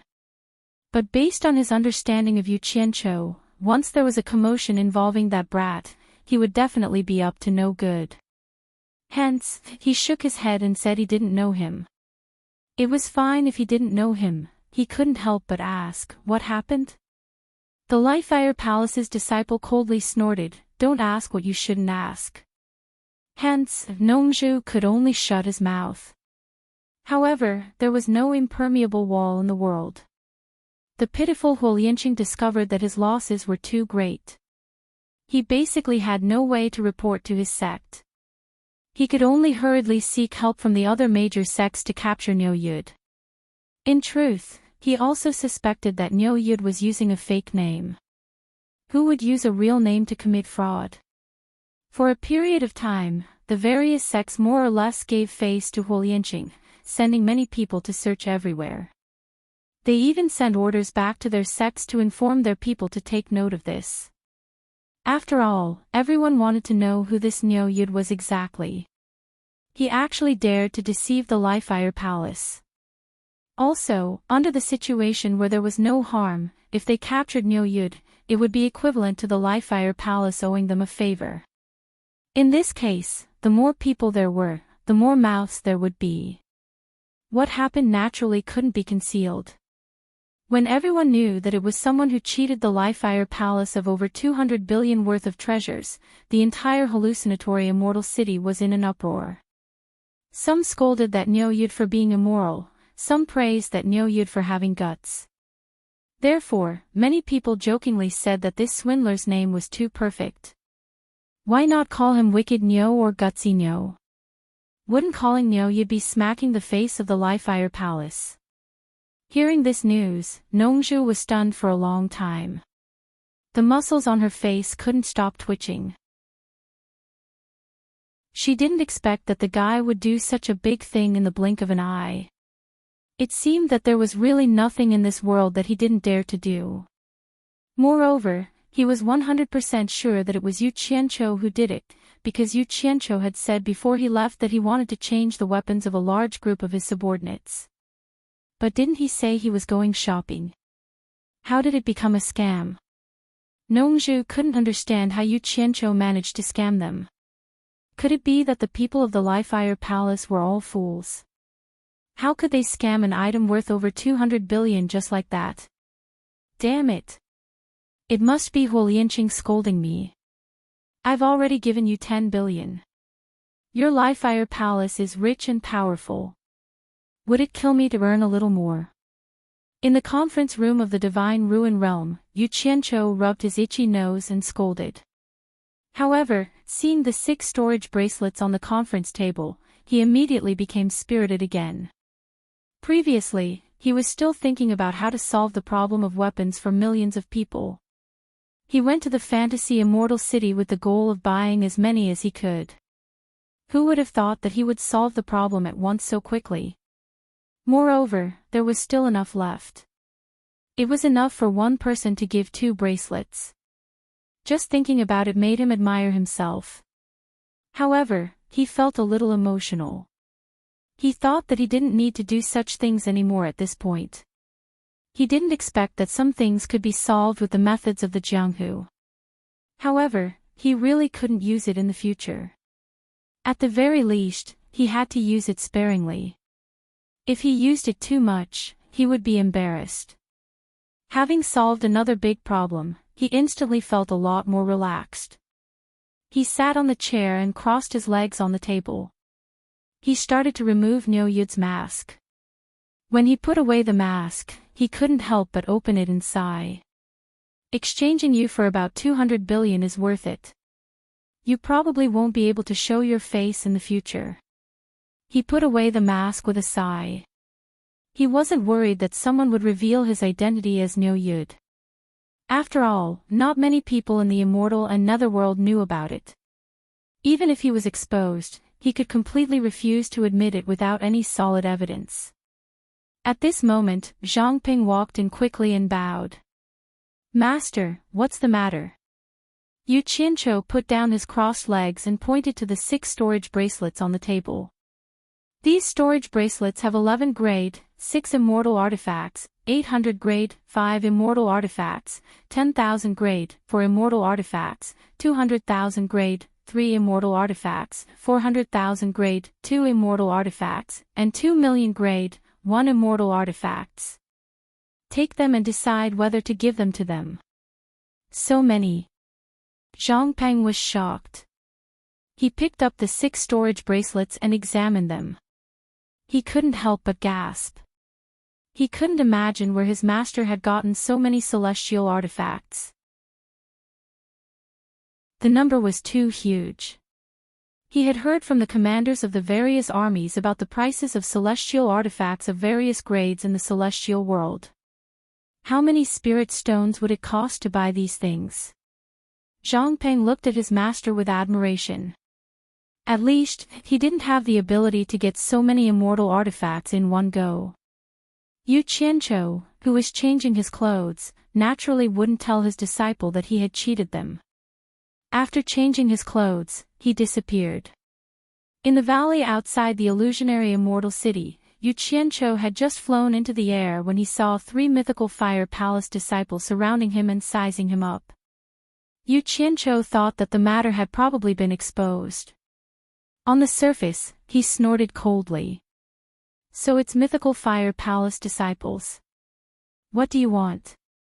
He's the World Commerce Association sect leader, Yu Qianqiu.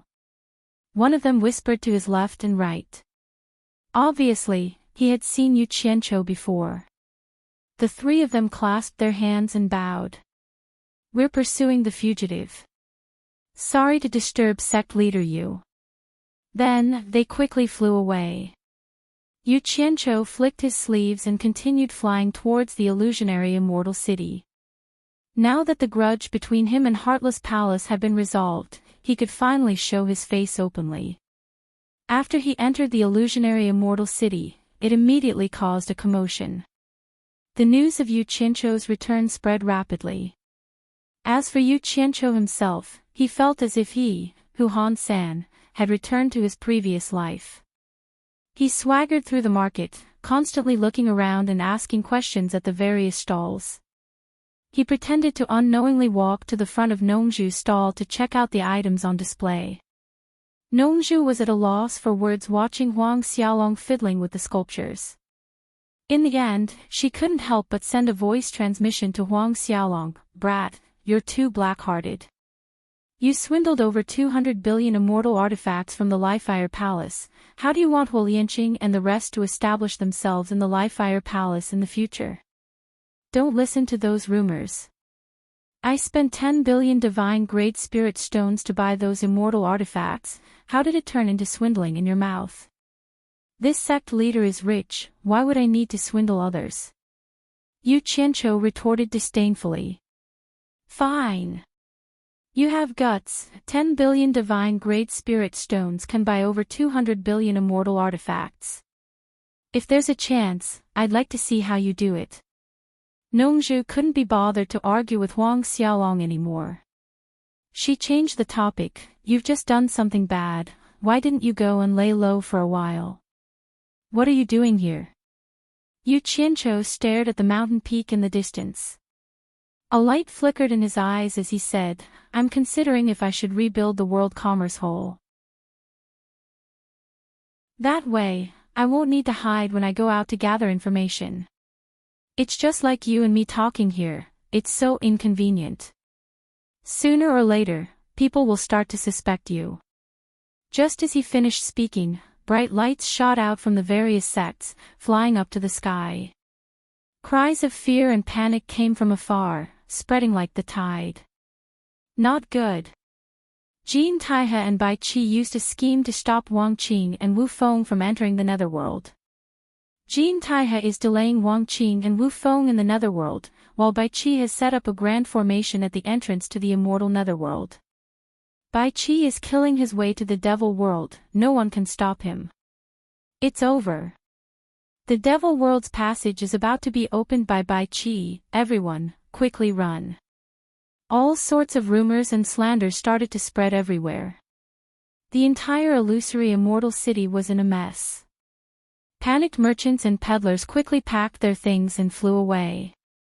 Yu Qianzhou and Nongzhu glanced at each other, then looked around with an unusually solemn look. That's mine. Ah. There were already people taking advantage of the situation. Screams could be heard from time to time. They took advantage of the chaos to kill people, steal their things and run. Quickly pack your things and find a place to hide. The peddler beside Nongzhu had gotten to know Nongzhu over the past few days and kindly reminded her. He had already packed his things and flew into the sky.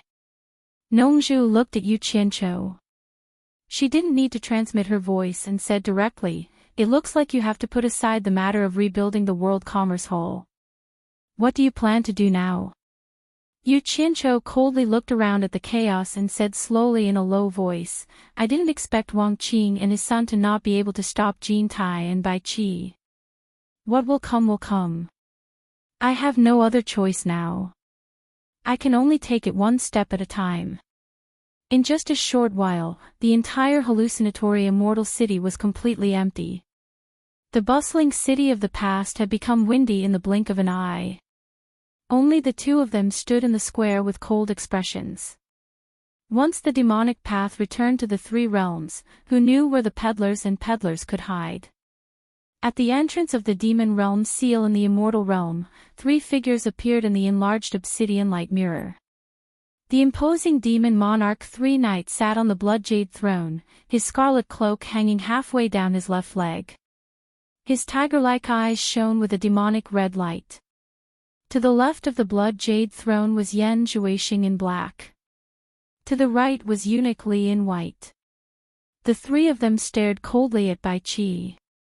Before Bai Qi could greet him, Demon King Three Knights shouted, Bai Qi! How dare you make fun of me? Demon King, please calm down. In fear and trepidation, Bai Qi explained the reason why he and Jin Tai had delayed opening the passageway to the demon realm, and reported, I am already at the entrance of the passageway between the immortal realm and the demon realm, and can open the passageway to the demon realm at any time.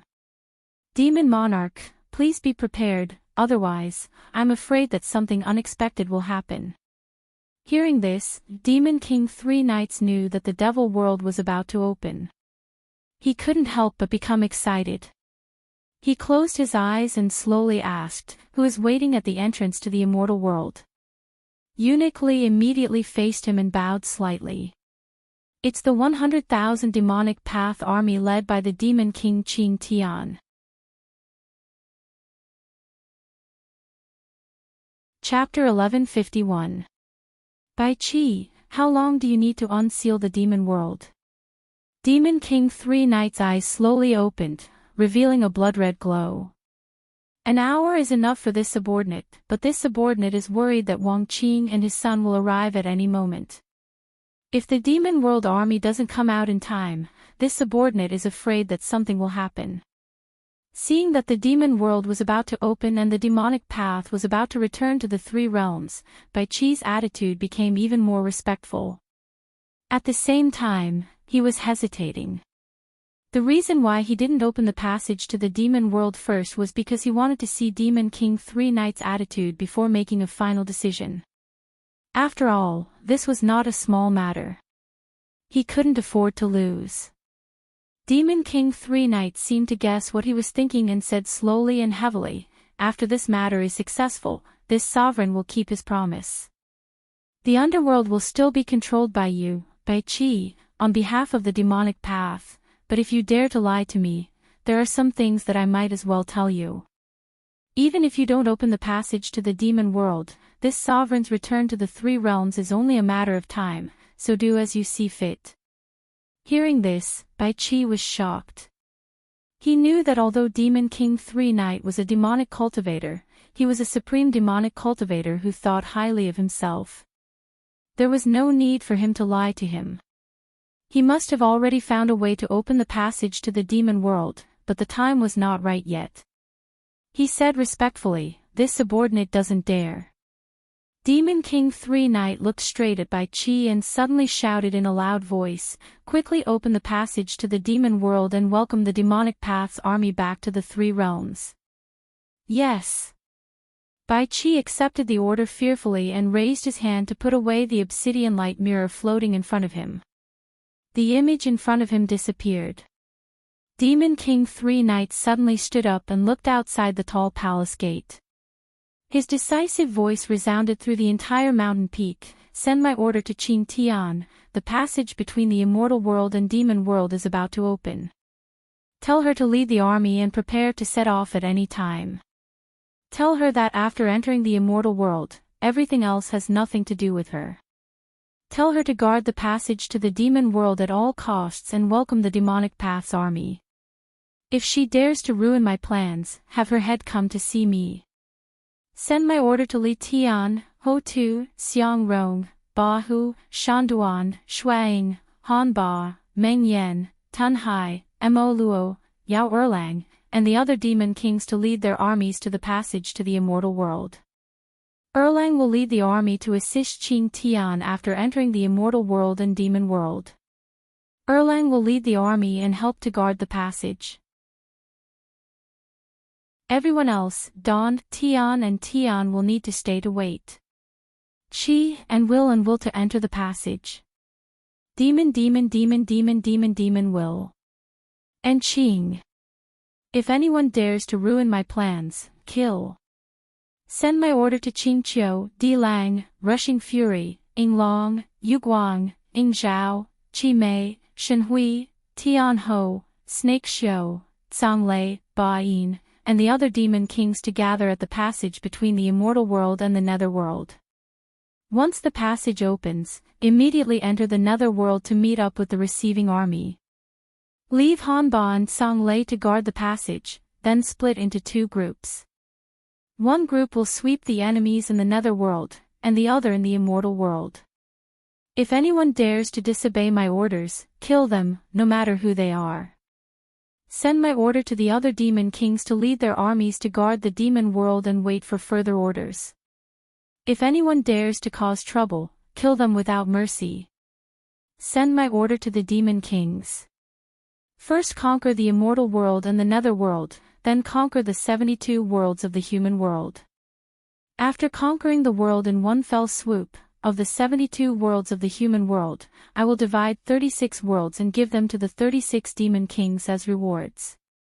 If there are any who fail in battle, their right to receive rewards will be revoked. Demon King Three Knights brazenly gave out orders.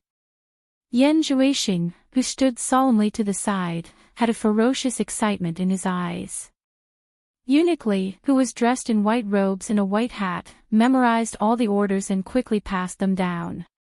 In the howling wind, Bai Qi, who stood in front of the seal to the demon world, had his clothes fluttering. His spotless feet were actually covered in dirt. He looked at the iron seal in front of him with a dazed expression. No one knew what he was thinking. Why haven't Wang Qing and Wu Feng come yet? Anxious voices faintly came from afar. Finally, a trace of hatred flashed across Bai Qi's face. He quickly raised the obsidian underworld light mirror in his hand and a ray of black light shone on the iron seal. The black light was uneven and rapidly pulsed. The densely packed and strange runes on the iron seal suddenly began to move slowly like tadpoles. Finally, they gradually turned into a cheerful swimming motion, condensing into a spiraling whirlpool. The whirlpool slowly sank deeper into the mountain. Then, it cracked, collapsed, and caved in bit by bit. Finally, the entire iron seal was sucked into the belly of the mountain. With a loud rumbling sound, it turned into a rotating black light. The passageway between the immortal realm and the demonic realm that had been sealed for countless years was finally reopened. Bai Qi stood there in a daze. Behind him, there were countless sorrowful cries and screams, but at this moment, he could not hear anything. In his ears, there was only the sound of the opening of the passage to the demon world, and in his eyes, there was only the spiraling black light. Not long after, a group of green figures continuously shot out from the spiraling black light. Their joyful cheers and screams resounded through the sky, and also woke up the dazed Bai Qi. Seeing countless green-clothed monsters quickly occupy the favorable terrain around the exit, he did not know how many people had come out. He could only see that the dense crowd was still expanding in all directions, and the messy formation behind the mountain was also rapidly being nibbled away by the crowd. After the last group of green-clothed people came out, the thousands of people quickly split into two sides in an H shape. No one went to disturb Bai Qi, who was standing in the middle. They turned a blind eye to him, as if he did not exist. However, Bai Qi's gaze suddenly became solemn, and he stared closely at the spiraling black light. He saw a beautiful figure flash out, with a curvaceous waist and a green long dress trailing behind her. A beautiful woman, who was as beautiful as a flower, leisurely walked over with her bright eyes, and finally stopped outside the cave. She opened her naked arms and gently closed her eyes, as if she wanted to embrace the whole world. Her red lips moved, and she murmured, "I didn't think I could return to the celestial world again, and I haven't breathed in the air of the celestial world for a long time, so fragrant." The expression on her face was incomparably enjoyable and intoxicated. "Qing Tian. Why are you the only one out? Where are the others?" Bai Qi's voice broke the beautiful woman's beautiful dream. From his tone and expression, he seemed to be an old acquaintance of this beautiful woman. This woman was one of the 36 great demon kings under Demon Monarch 3 Knights, Qing Tian, Great Demon King. The beautiful woman slowly opened her eyes, and a trace of fierceness flashed in her gaze as she stared at Bai Qi, which was immediately filled with playfulness. She smiled brightly and said, "So it's you, Bai Qi." She leisurely walked to Bai Qi's side with her green long dress, and walked a few rounds around Bai Qi with interest. As she examined him, she chuckled and said, "If you knew it would be like this, why did you do it in the first place?" Bai Qi suddenly turned his hand and directly grabbed onto the swan-like fair and slender neck of the Qing Tian. He pulled her in front of him and tightly clasped her neck. He snorted coldly and said, "What I do is my own business, I don't need you to teach me. Let me ask you, why are you the only one out, where are the others?" Seeing his old acquaintance, his actions seemed to have returned to the turbulent era. Seeing that he actually dared to make a move against the Qing Tian Great Demon King, the green-clothed people on both sides instantly went into an uproar and were about to attack. The Qing Tian Great Demon King, whose neck was being clasped, raised his hand slightly and stopped his subordinates from making a move. He then grabbed Bai Qi's wrist and pushed it away. The smile on his face did not change as he said, "What are you so anxious about? The demon monarch has already summoned the 12 great demon kings to lead the army here. My mission is to guard the passage between the celestial realm and the demon realm and welcome the arrival of the army. But what are you afraid of? She leisurely walked past Bai Qi, and her bright eyes stared sharply at the silhouettes of the celestial realm people in the distance. She said confidently, I want to see what kind of people can scare you, Bai Qi. She lightly waved her jade arm and pointed to the distance. She said lazily, Blockhead, you lead 10,000 people and eliminate those sneaky celestial realm people. Her tone was so calm. Yes. A strange person wearing a loose green robe with a protruding forehead happily accepted the order. He waved his coarse hand that was like a cattail leaf fan, and a group of people in green robes rushed after him. The disciples of the various sects in the distance saw that the demon sect had already launched an attack, and they immediately scattered. They did not even block the attack before they all ran for their lives.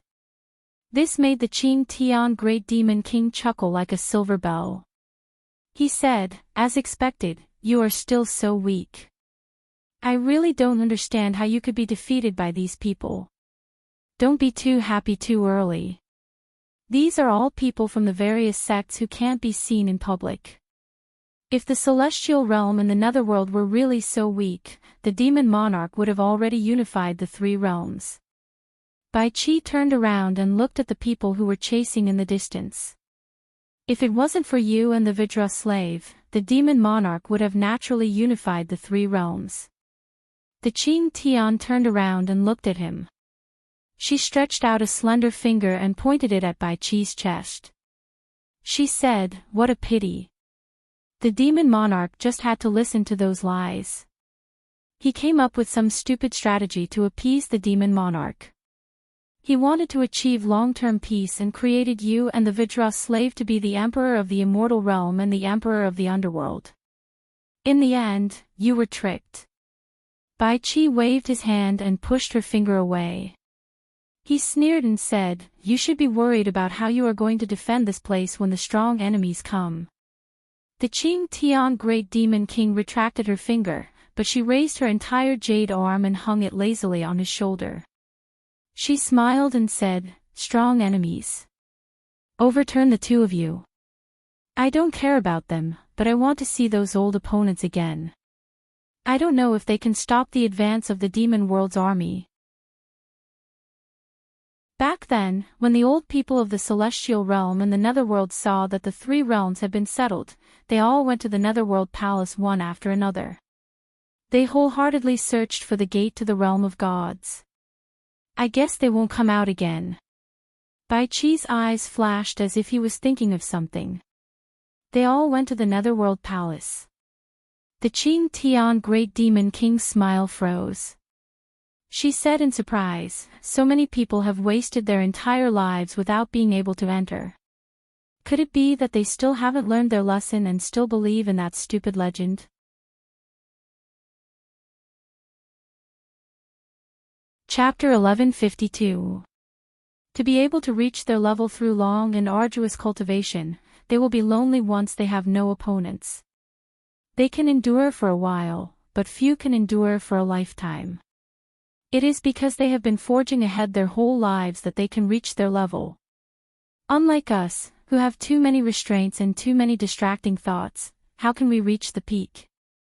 Bai Qi sighed and said, it doesn't matter if the coiling dragon god really left a passageway to the god realm in the netherworld divine palace. There's no longer any meaning for them to stay in the three realms, especially after the devil path was sealed. They call the netherworld god mansion a small realm of gods.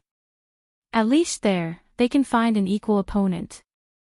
I even think that after the 3 nights Demon King unifies the 3 realms, he will feel lonely after a long time. Since they have all left, then the Demon King's unification of the 3 realms is just around the corner. There won't be any more obstacles. In other words, it won't be long before the 4th Demon King takes over. The Clear Sky Demon King thought for a while, then smiled. Even if the coiling dragon god really left a passage to the realm of gods in the netherworld god mansion, with Lord Demon God's ability, he couldn't find it. In the end, he still took the path of ascension. Could they be more powerful than Lord Demon God? They are simply deceiving themselves. Hearing this, Bai Qi showed a mocking expression and said scornfully, "What? You want to sleep with the fourth demon king again? From the demon god to the three knights? Shut up." The Qing Tian great demon king suddenly stopped him, and a layer of frost appeared on his face as he said, "If you didn't climb into my bed, you wouldn't be qualified to be the emperor of the underworld. What right do you have to criticize me?" Bai Qi's face darkened and his lips tightened. If it wasn't for the woman in front of him that made him angry, he wouldn't have taken the risk to seal the realm of demons with Jean Tai. Behind every successful person, more or less, there was a painful past that they could not bear to recall. Just when the atmosphere between the two of them became a little heavy, the earth rumbled and shook. Screams and screams could be heard from afar. The man and woman, who were speechless, suddenly looked into the distance and saw a monstrous shadow of a staff sweeping in all directions. They could vaguely see flesh and blood splattering everywhere. The Qing Tian Devil King's expression turned serious. His eyes were sharp as he asked, "Who is this?" "This is the current sovereign of the underworld, the king of the Black Mountain, Wu Feng, who is also Wang Qing's father. The divine wind staff in his hand comes from the Netherworld Divine Palace. It is said that it is a treasure left behind by the great god Coiling Dragon in the Netherworld Divine Palace after he killed the wind god." Bai Qi said indifferently, "He finally arrived. I want to see how you are going to deal with the divine wind staff in his hands." Just as he finished speaking, Wu Feng's voice boomed from afar. "Bai Qi, you will be the greatest sinner of the three realms." A black whirlwind rose from the ground. In the blink of an eye, it was as fast as lightning. In an instant, the clouds in the sky began to move. The clouds in the sky were swept up like cotton. The wind strengthened the momentum of the whirlwind. The soil and rocks were sucked in. The trees were uprooted one by one. All of them were sucked into the body of that terrifying whirlwind. Seeing that the whirlwind covered the sky and covered the earth, the Qing Tian Devil King waved his hand and pointed. Countless green lights shot out from the hands of the green-robed men. However, they were instantly swallowed by the whirlwind without any reaction. The so-called demonic cultivators are only a so-so. With me here, the three realms will not tolerate the insolence of you demonic cultivators. A burst of wild laughter came from the whirlwind. The whirlwind blew the sky and the earth, causing the surroundings to darken. Countless soil and rocks shot out in all directions like a heavy downpour. Countless green-robed men formed a formation to defend against the whirlwind. In an instant, green splendor soared into the sky. Those who were caught unprepared screamed in pain. In the blink of an eye, countless people had fallen. After the whirlwind neared, it quickly twisted into a huge hand and grabbed at the Qing Tian Devil King and Bai Qi below. Little bastard who doesn't know the immensity of heaven and earth. The Qing Tian Devil King let out a cold snort. She raised her jade-like arms high up and rapidly expanded into two terrifying old tree claws. It was terrifying to look at. It was hard to imagine that such a beautiful woman could undergo such a terrifying transformation. One of her hands grabbed the huge hand of the whirlwind, while the other was like a hungry tiger trying to dig out its heart.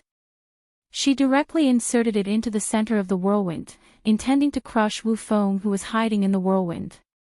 Her imposing manner was incomparably domineering. However, the whirlwind suddenly became faster. Like countless steel knives, it directly minced the big hand that was in a stalemate into countless pieces. Ding-ling-dang-lang, sounds were heard.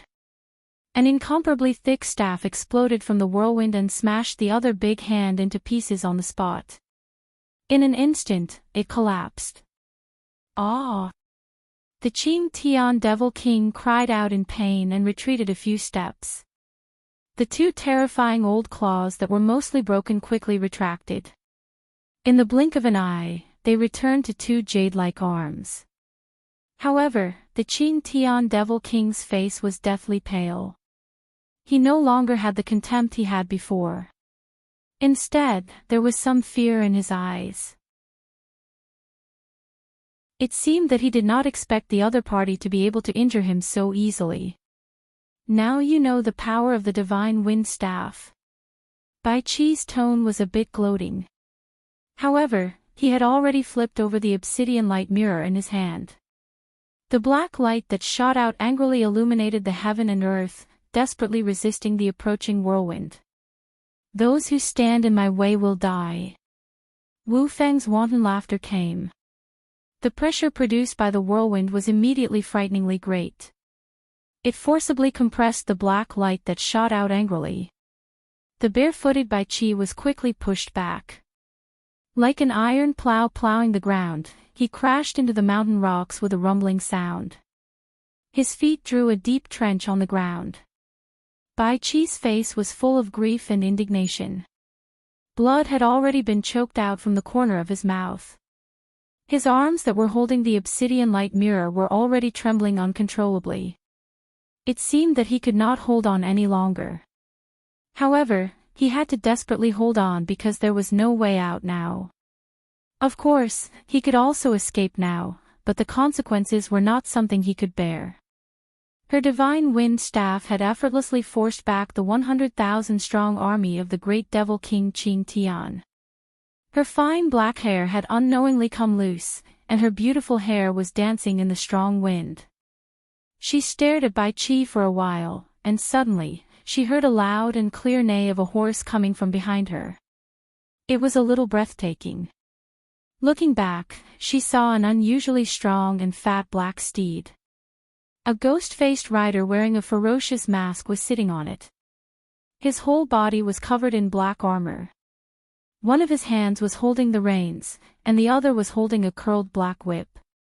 The strong black steed's mouth and nose spat out green flames from time to time. A man and a horse suddenly appeared from the passage to the demon realm. It was incomparably strange. The eyes of the demon king Qing Tian lit up, and he said with incomparable joy, "Black Knight. You came at the right time. Quickly come and help me kill this thief." He pointed his finger at the terrifying hurricane that was pressing down on them. At this moment, another two riders leaped out from the passage to the demon realm. They were also black steeds that spat out green flames.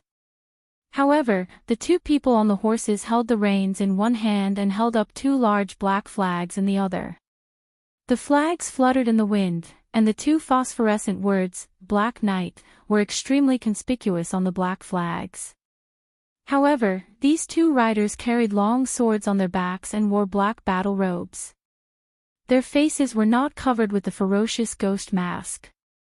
In just a short while, countless Black Knight troops had already galloped out from the passage to the demon realm.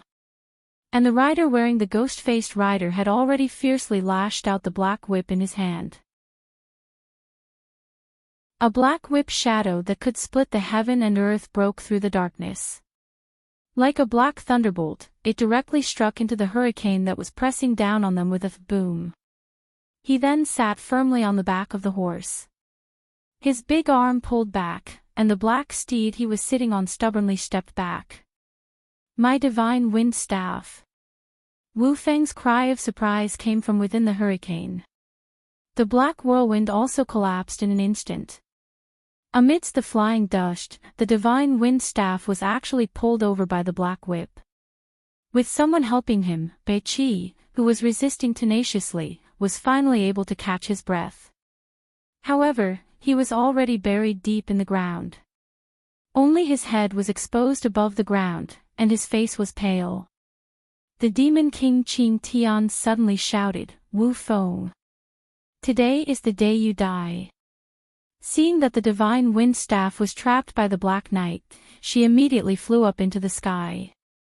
Her green long dress that was dragging behind her quickly grew long like a peacock spreading its tail. Her arms once again revealed ferocious giant claws. Behind her was a huge green net that covered the sky. Her black hair danced wildly in the big net. Her whole body was like a ferocious ghost pouncing on Wu Feng in the sky. "Divine wind staff, break!"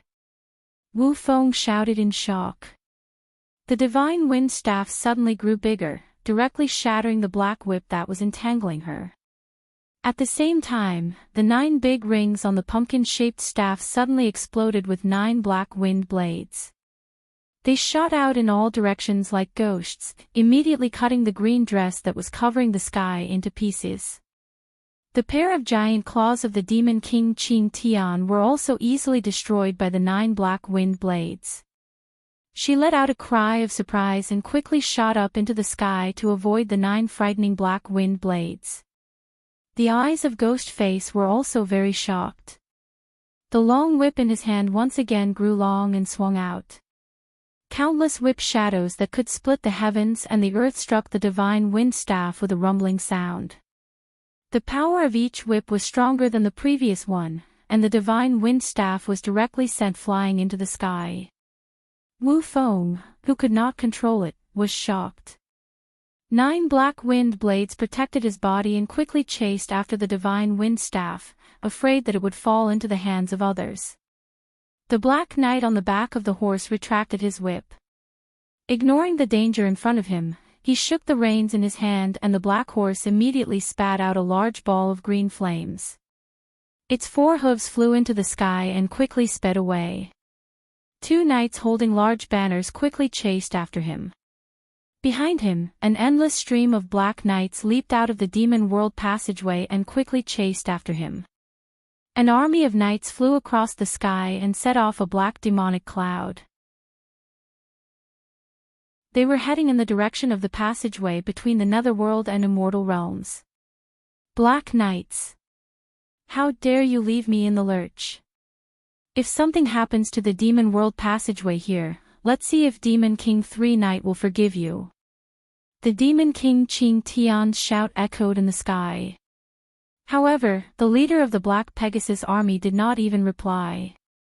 It was as if the danger here had nothing to do with him. He only cared about his own journey without stopping.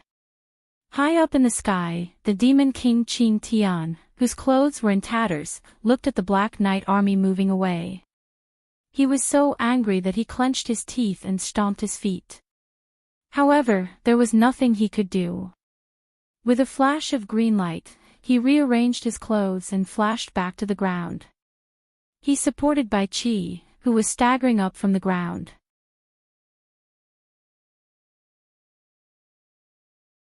Chapter 1153. Wu Feng, who had chased after the wind god's staff, was bewildered, but when he saw that the Black Knights didn't have any intention of fighting him, he was overjoyed and wanted to take the chance to kill Bai Qi and Demon King Qing Tian. Who would have thought that as soon as they got close, they would see a strong man with bulging muscles and blue veins that looked like earthworms shoot out from the demon world's passage.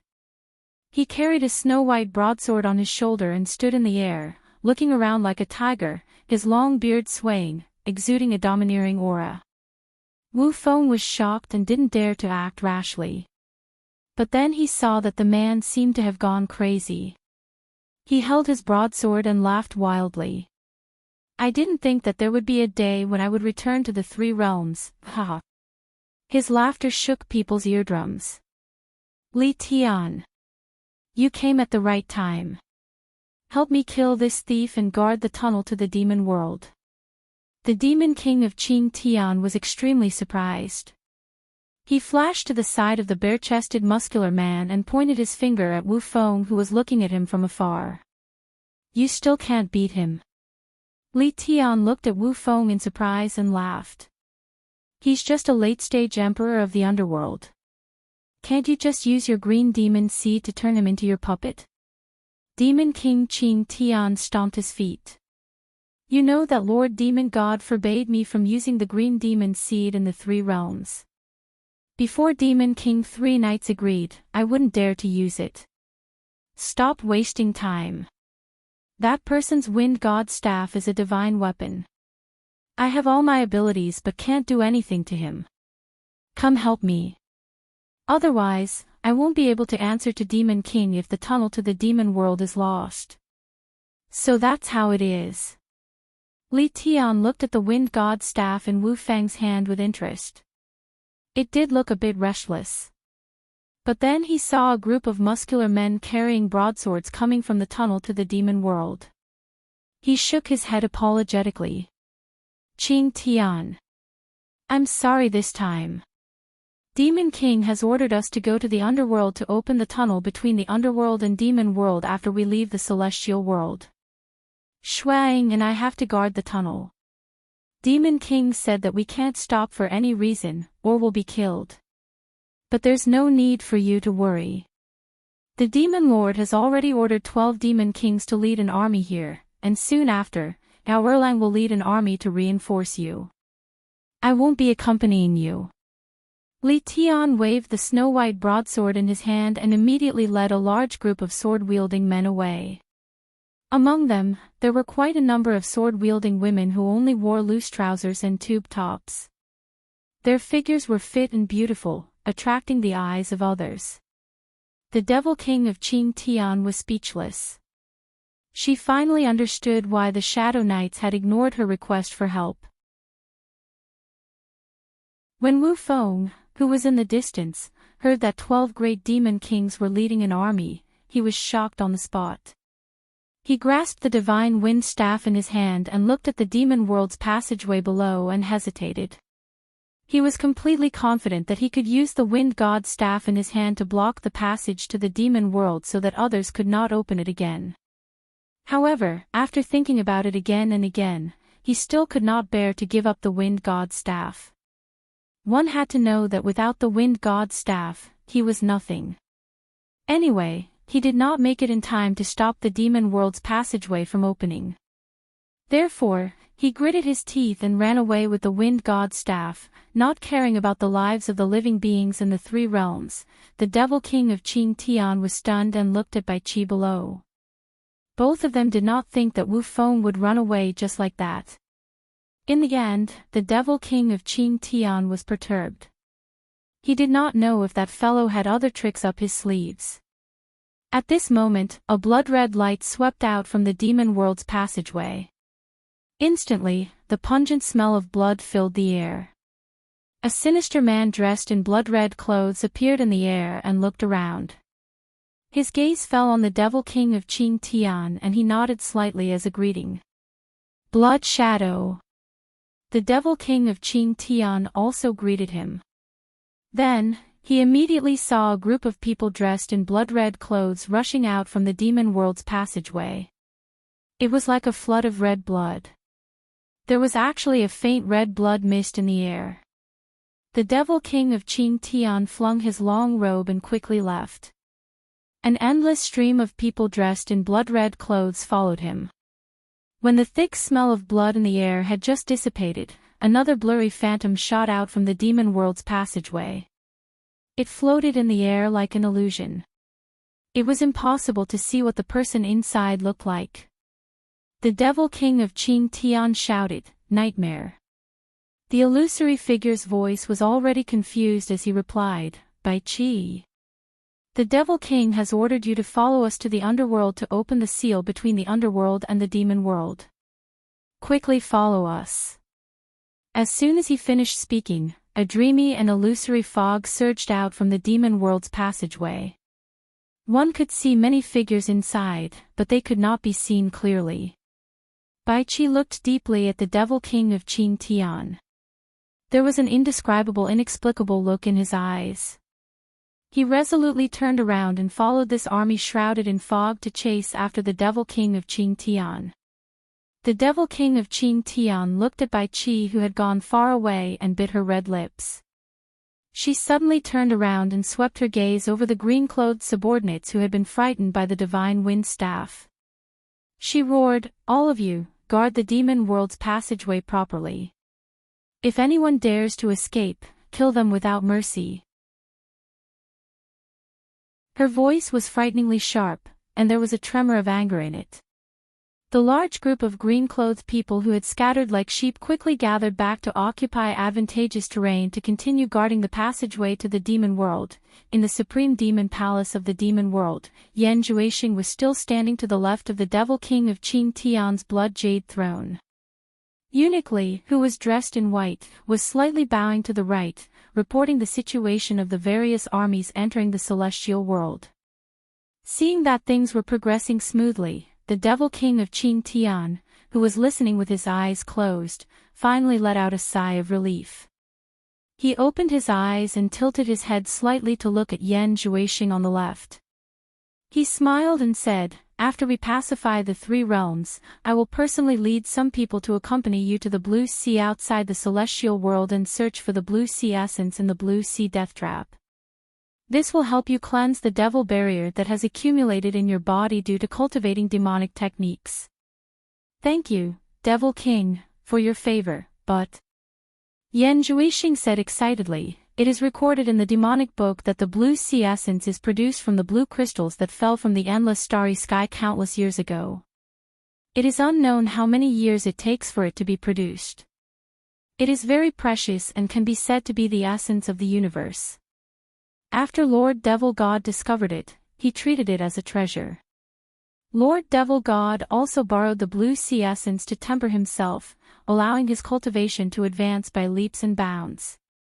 It is a treasure that cultivators can only encounter, but not seek. It is a pity that most people do not know its profoundness. Even the three young masters did not enjoy such a fortuitous encounter. How can Yan Zhuixing dare to monopolize it? You are worrying too much." The Devil King of Qing Tian waved his hand slightly and said, "Not everyone can enjoy the Blue Sea essence. Those who are not talented will not be able to enjoy it. If they use it, they will suffer a backlash. If it is light, it will change a person's personality. If it is heavy, it will make a person lose their mind and lose their sense of self. This is the so-called qi deviation in cultivation. If it is serious, they will not be able to withstand the baptism of the Blue Sea essence and explode." Yan Zhuixing was slightly surprised. He had never seen this in the records of the demonic book. The Devil King of Qing Tian continued, "I know the talent of my three sons better than anyone else. With their intelligence, they will not be able to withstand the baptism of the Blue Sea essence. Letting them enjoy it will only harm them. Sigh. My youngest son is quite intelligent. Unfortunately, the demon realm was sealed back then, so I could not obtain the Blue Sea essence to help him refine his body and change his fate of not being able to cultivate. Otherwise, my demonic path would have gained another rare cultivation genius. Sigh. My talent is much higher than that of my three sons. Back then, I could not even withstand the baptism of the Blue Sea essence, let alone them." Hearing this, Yan Zhuixing immediately said respectfully, "The Demon Lord is too modest." If Yan Zhuixing had the ability of the Demon Lord, he wouldn't have been destroyed by that traitor Yu Qianqiu back then. You don't have to flatter me. The Devil King of Qing Tian's gaze looked outside the tall palace gate and said with a faint smile, "You are different. Since you were able to endure the pain and torture of the 7-star blood-stabbing art, you are qualified to enjoy the baptism of the Blue Sea essence. Otherwise, Lord Demon God would not have secretly protected you in the divine realm. Furthermore, you are now the Vice Palace Lord of my Demon Palace and the next Devil King's successor. No matter which aspect, you are more qualified to enjoy the baptism of the Blue Sea essence than my three sons. So, you don't have to delay it anymore. Otherwise, you will be hypocritical. Let's be honest with each other. There is no need to be so polite." "Yes." Yan Zhuixing replied respectfully. Suddenly, he felt that Uniquely seemed to be secretly observing him. When he raised his head, he saw that Uniquely was slightly lowering his head and not moving at all. The feeling just now seemed to be an illusion. In the illusory immortal city, in an empty shop, Yu Qianqiu and Nong Zhu stood behind the open window and looked at the dense crowd in the central square at the foot of the mountain. At this moment, the entire illusory immortal city was occupied by rogue cultivators from all directions. It was impossible to count how many people there were. It was said that the Heartless Palace had gathered 2 to 3 million rogue cultivators here. The External Affairs Commander under the former immortal Emperor Jin Tai, the current Vice Palace Lord of the Heartless Palace, Wu Xiong, was floating in the air. He was giving an impassioned speech to the countless people below, enticing the rogue cultivators from all over the world to seize the opportunity to make contributions. In short, he gave a lot of temptations that those rogue cultivators who were used to suffering couldn't resist. Wu Xiong's rhythmic voice echoed in the sky. Behind him were many disciples of the Heartless Palace. As Yu Qianqiu squinted his eyes and stared at Wu Xiong, Nong Zhu, who was beside him, suddenly sent him a telepathic message inside. Even I am a little tempted after hearing it. I can't wait to follow the Heartless Palace and have a bright future. Unfortunately, I have already boarded your pirate ship. Her words seemed to be teasing him, reminding him that he often did such bewitching things. Yu Qianqiu acted as if he didn't hear it. He coldly snorted and replied, "They are just a group of people who gathered in a hurry. Wang Qing hasn't appeared yet. Can Wu Xiong lead them to stop the invasion of the demon realm?" Humph. Believing in such nonsense is asking for trouble. When they wake up from their dream, I hope Wu Xiong can still lead the Heartless Palace to advance and retreat with them. At this moment, the neighing of countless war horses came from high up in the sky. Everyone looked up and saw rolling black clouds coming from the horizon. Not long later, they saw countless shadow cavalry riding on heavenly horses that were spitting green flames as they flew across the sky. Countless horse hooves were faintly discernible in the black fog. The shadow cavalry was like a long dragon, its head could not be seen in front and its tail could not be seen at the back. When it passed overhead, a huge pressure caused everyone below to keep quiet out of fear. The momentum was very terrifying. No one had ever seen such a formation before.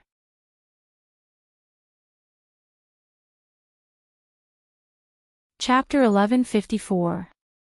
The ghost-faced rider took the lead, and the two riders behind him each held a large flag. The two words, "Shadow Riders," fluttered on the black flag. Behind the flag was a column of 10 riders riding side by side. The 100,000 shadow riders at the back were majestic and unconstrained. Countless green flames flickered in the black mist created by their killing intent. Wu Xiong, who had just made an impassioned speech, was speechless as he stared silently at the sky. Just the two words "Black Knights" were enough to strike fear into the hearts of everyone below. It wasn't because they had heard of their great name, but because wherever the flag flew, the invincible aura it exuded made everyone feel a great deal of pressure. Although the sky above the hallucinatory immortal city was obstructed by the white fog, the people above couldn't see the people below, but the people below could see the people above. But with so many people gathered below, it was impossible for the black-armored army above to not sense it at all. But they were completely arrogant, as if they didn't care about everything below. Was this the momentum of the Demon Realm's army? Everyone asked themselves apprehensively. Then, they stared at Wu Xiong. He had just said that he would lead everyone to fight to the death against the Demon Realm. Why was there no reaction now? Behind the window of the shop, Yu Qianqiu smiled and transmitted his voice to Nong Zhu. Ha! Wu Xiong slapped his own mouth. To be honest, he was very happy to see Wu Xiong being humiliated. After all, the two of them had a grudge. No one wanted their enemy to be mighty. Look! Nong Zhu suddenly pointed outside the window. Yu Qianqiu looked back and the smile on his face froze. He saw that Wu Xiong had already pulled out his sword and pointed it to the sky. He looked around and shouted angrily, "Today, those who fight side by side with my heartless palace will be my life and death brothers tomorrow. Today is the day to fight to the death against the demon realm. Kill!" The disciples of Unrequited Love Palace behind him shouted in unison, and the 3 million people below also let out battle cries that shook the heavens. Even the two people in the loft felt the shop shake. It was as if those people had taken stimulants. All of them had excited expressions on their faces as they took out all sorts of weapons and soared into the sky. They followed Wu Xiong and the others as they killed their way into the horizon, heading straight in the direction where the Black Knights had gone. Their imposing manner was simply indomitable, making one's blood boil. It was estimated that if each of them spat, they would be able to drown 100,000 shadow cavalry soldiers half to death. Yu Qianqiu and Nongzhu looked at each other in disbelief. Damn it! Did I see a ghost? Yu Qianqiu spat. He asked himself if he had gauged the heart of a gentleman with his own mean measure. Then he shook his head and said, "That's not right." He teleported to the window behind him and looked at the sky. Nongzhu did not know what he saw, but her face showed an expression of understanding. Then she saw him slap the window in front of him and directly rush out. Nongzhu immediately flew out of the window. They stood side by side on the roof of the shop. The sky was high and the clouds were thin. The view was extremely wide. In the distance, the sky was full of figures flying over. It was hard to count how many people there were, but it was estimated that there were tens of millions of people. No one knew how many people were behind. Even the sky was half dark. The scene was unimaginably large. The condensed murderous intent was like a tide, covering the sky and the earth, directly blocking the advance of the Shadow Cavalry Army. And the Shadow Cavalry Army quickly formed a battle formation, without the slightest intention to retreat. It seemed that they wanted to fight alone at all costs, but it gave people the feeling that they were like ants trying to shake a tree. Wang Qing has finally arrived. It seems that people from all sects have arrived. Yu Qianqiu's eyes paused on the reflective silver mask in the distance. Then he roughly glanced at the clothes of the countless people who suddenly appeared. He sighed with emotion and said, "The Immortal Underworld Demon-Killing Alliance. It's rare that they are united. It seems that because of everyone's fear of the diabolism, all sects have been forced to unite and fight desperately." Nongzhu was so shocked by such a huge scene that she couldn't speak. After a while, she murmured, "No wonder Wu Xiong is so confident. No wonder these loose cultivators are so unafraid of death." It turns out that they saw a large number of reinforcements coming and want to fish in troubled waters. While the two of them were talking, the Shadow Cavalry Army had already been surrounded by countless people from all sides, so much so that they could no longer be seen. In the crowd, the eyes behind the silver mask and the ghost mask looked at each other silently. It seemed that they wanted to see the story behind the other's mask. The two only needed to give an order and the people from both sides would start a fight to the death. "Who are you?" The two asked the same question at the same time. However, behind the ghost mask was a woman's voice. As soon as the words came out, the two were stunned at the same time. It seemed that they didn't expect that they would have such a tacit understanding. The people around them also looked at each other. Wang Qing could see that the other's cultivation was higher than his, but he was still full of confidence. He said calmly, "Turn over a new leaf and fight against the Demon King of the Three Knights with us. If you do, we can let you go. Otherwise, we will kill you without mercy." His right hand was already touching the storage bracelet on his left wrist. However, the answer he got this time was the other's whip. The Shadow Cavalry charged straight into the heavy encirclement. With a wave of his hand, the shiny black whip in his hand suddenly lengthened. Like a long spear, it swept across the endless crowd in front of him. It immediately caused a wave of shocked and angry shouts. Almost at the same time, Yu Qianqiu and Nongzhu, who were standing on the roof, saw a dazzling snow blue light explode out from the countless gaps in the crowd. It shone brightly, as if a huge snow blue thorny ball had suddenly appeared in the sky. The light was so dazzling that no one dared to look directly at it. The pupils under the ghost mask suddenly shrank. Feeling the unparalleled power of the sweeping snow blue light, the long whip in his hand instantly retracted like a spring. Then, layer upon layer, it shot out again. It set off 1,000 layers of visible waves that surged towards Wang Qing, trying to stop the destructive snow blue light. Bang, bang, bang. Thousands of rapid explosions sounded like one. The layers of black whip that had been twisted and turned 1,000 times instantly broke into more than 2,000 pieces. A long whip bent into 1,000 pieces, which was equivalent to more than 2,000 layers of defense. However, it still couldn't stop the furious attack of the snow blue light. In an instant, it was completely destroyed. However, the long whip's defense finally weakened the power of the snow blue light. With a crisp, ding sound, it finally slashed at the ghost mask. Then, the ghost mask broke into 2 pieces and flew away. Her beautiful hair was blown away by the fierce wind, and her beautiful face under the ghost mask was filled with shock. She looked at the huge 6-dragon snow blue sword in Wang Qing's hand in disbelief, as if she couldn't believe that there was someone in this world who could display such terrifying power with a single strike. The whole army of black-armored soldiers was shocked. They didn't expect that there was such a terrifying figure in the immortal world. With one sword, he forced the great devil king of the black-armored soldiers to be unable to fight back. The people of the immortal world were refreshed and immediately became confident. As soon as the 2 of them made their moves, it was equivalent to launching the general order to attack. Suddenly, streams of light shot in all directions. Countless fairy weapons bombarded the surrounded army of 100,000 black-armored soldiers. The latter immediately cut off their means of retreat and sank their boats to fight back desperately. The tens of millions of people of the immortal underworld demon-killing alliance couldn't do anything at once. So, they quickly circled back and surrounded the army of 100,000 black-armored soldiers again and again. The encirclement was even tighter than an iron bucket. Even so, most of them didn't even have a chance to fight back.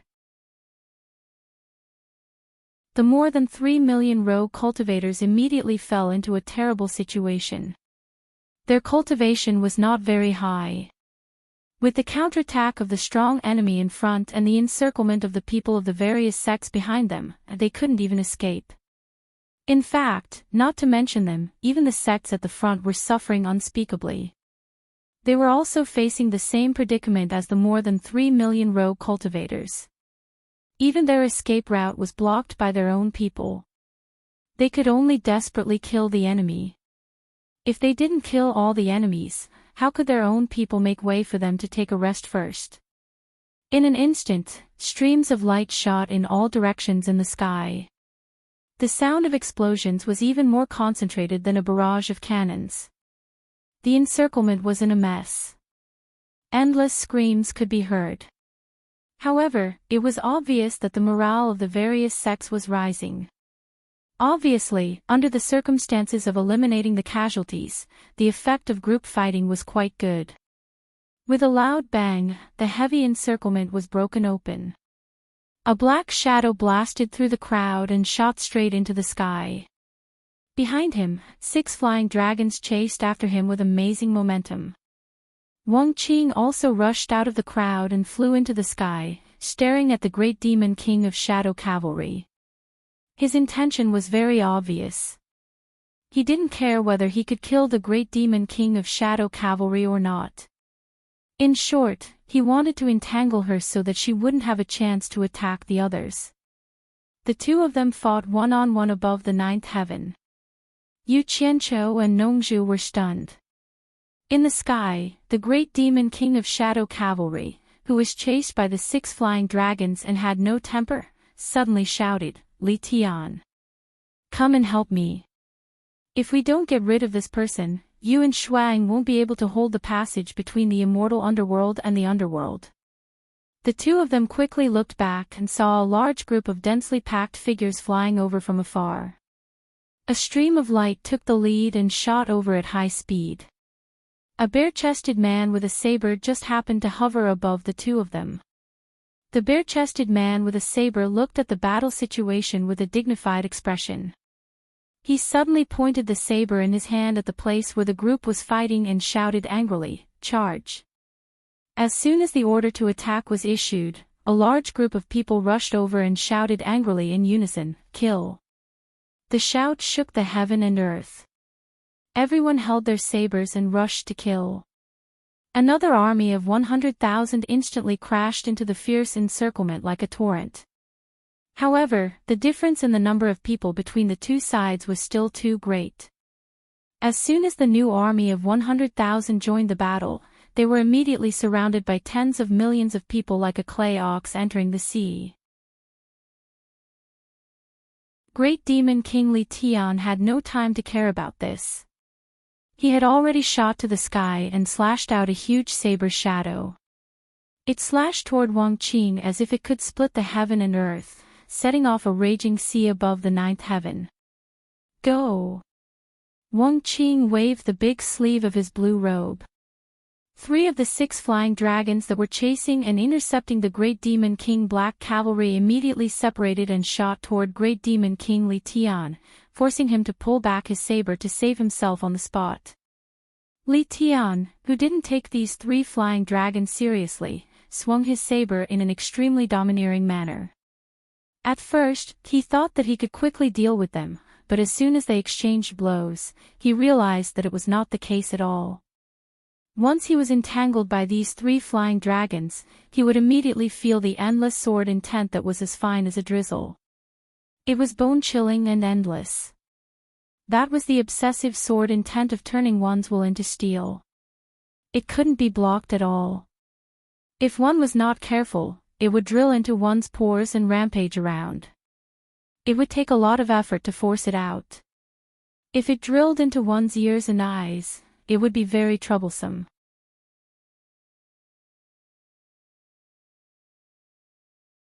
Chapter 1155.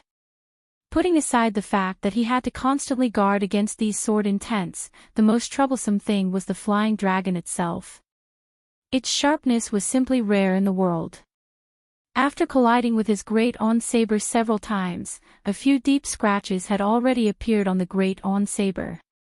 He didn't dare to use too much strength to resist, fearing that he would accidentally break the great on saber. Not long after, Li Tian figured out the secret of the 6-dragon snow blue sword. He found that the snow blue rainbow dragons on the 3 flying swords were actually transformed by that strange sword intent. The reason why there was such a strange sword intent on the flying swords was obviously that someone had used an extremely powerful sword intent to stimulate the sword true spirit in the swords to guard the sword intent. Once controlled by someone, the flying swords would immediately erupt with a powerful sword intent to boost the power, and the power would multiply. Li Tian, who was chased around by the 3 flying dragons, was instantly miserable. He had no room to use his abilities when encountering such powerful treasures. Now, he finally understood why Jin Tai and Bai Qi, whose cultivation was similar to his, lost the thrones of Immortal Emperor and Emperor of the Underworld respectively. He finally understood why the arrogant He Qi Great Demon King would be chased around everywhere and even ask him for help. His feelings were indeed strange. Now, he quite regretted listening to the words of the He Qi Great Demon King and getting involved in this battle. But if he fled now, what about the 100,000 soldiers he brought to guard the Immortal Realm and Netherworld Realm? Was he going to just leave them here? Wouldn't he be laughed at by others later? He finally found himself in the same dilemma as the He Qi Great Demon King. Damn it! This guy's cultivation is only at the late stage of Immortal Emperor, but this flying sword has surpassed the 9th grade immortal artifact. It's clearly a divine artifact. Where did this bastard get it? There's no way to fight this battle. Li Tian, who was being chased around, was so angry that he screamed. When he saw Wang Qing calmly and easily controlling the flying sword to deal with the 2 famous great demon kings in the devil world, he immediately cursed, "Who are you? If you have the ability, let's put down the treasures and fight with our real strength. Do you believe that I won't slap you into a pile of dog shit in 3 moves?"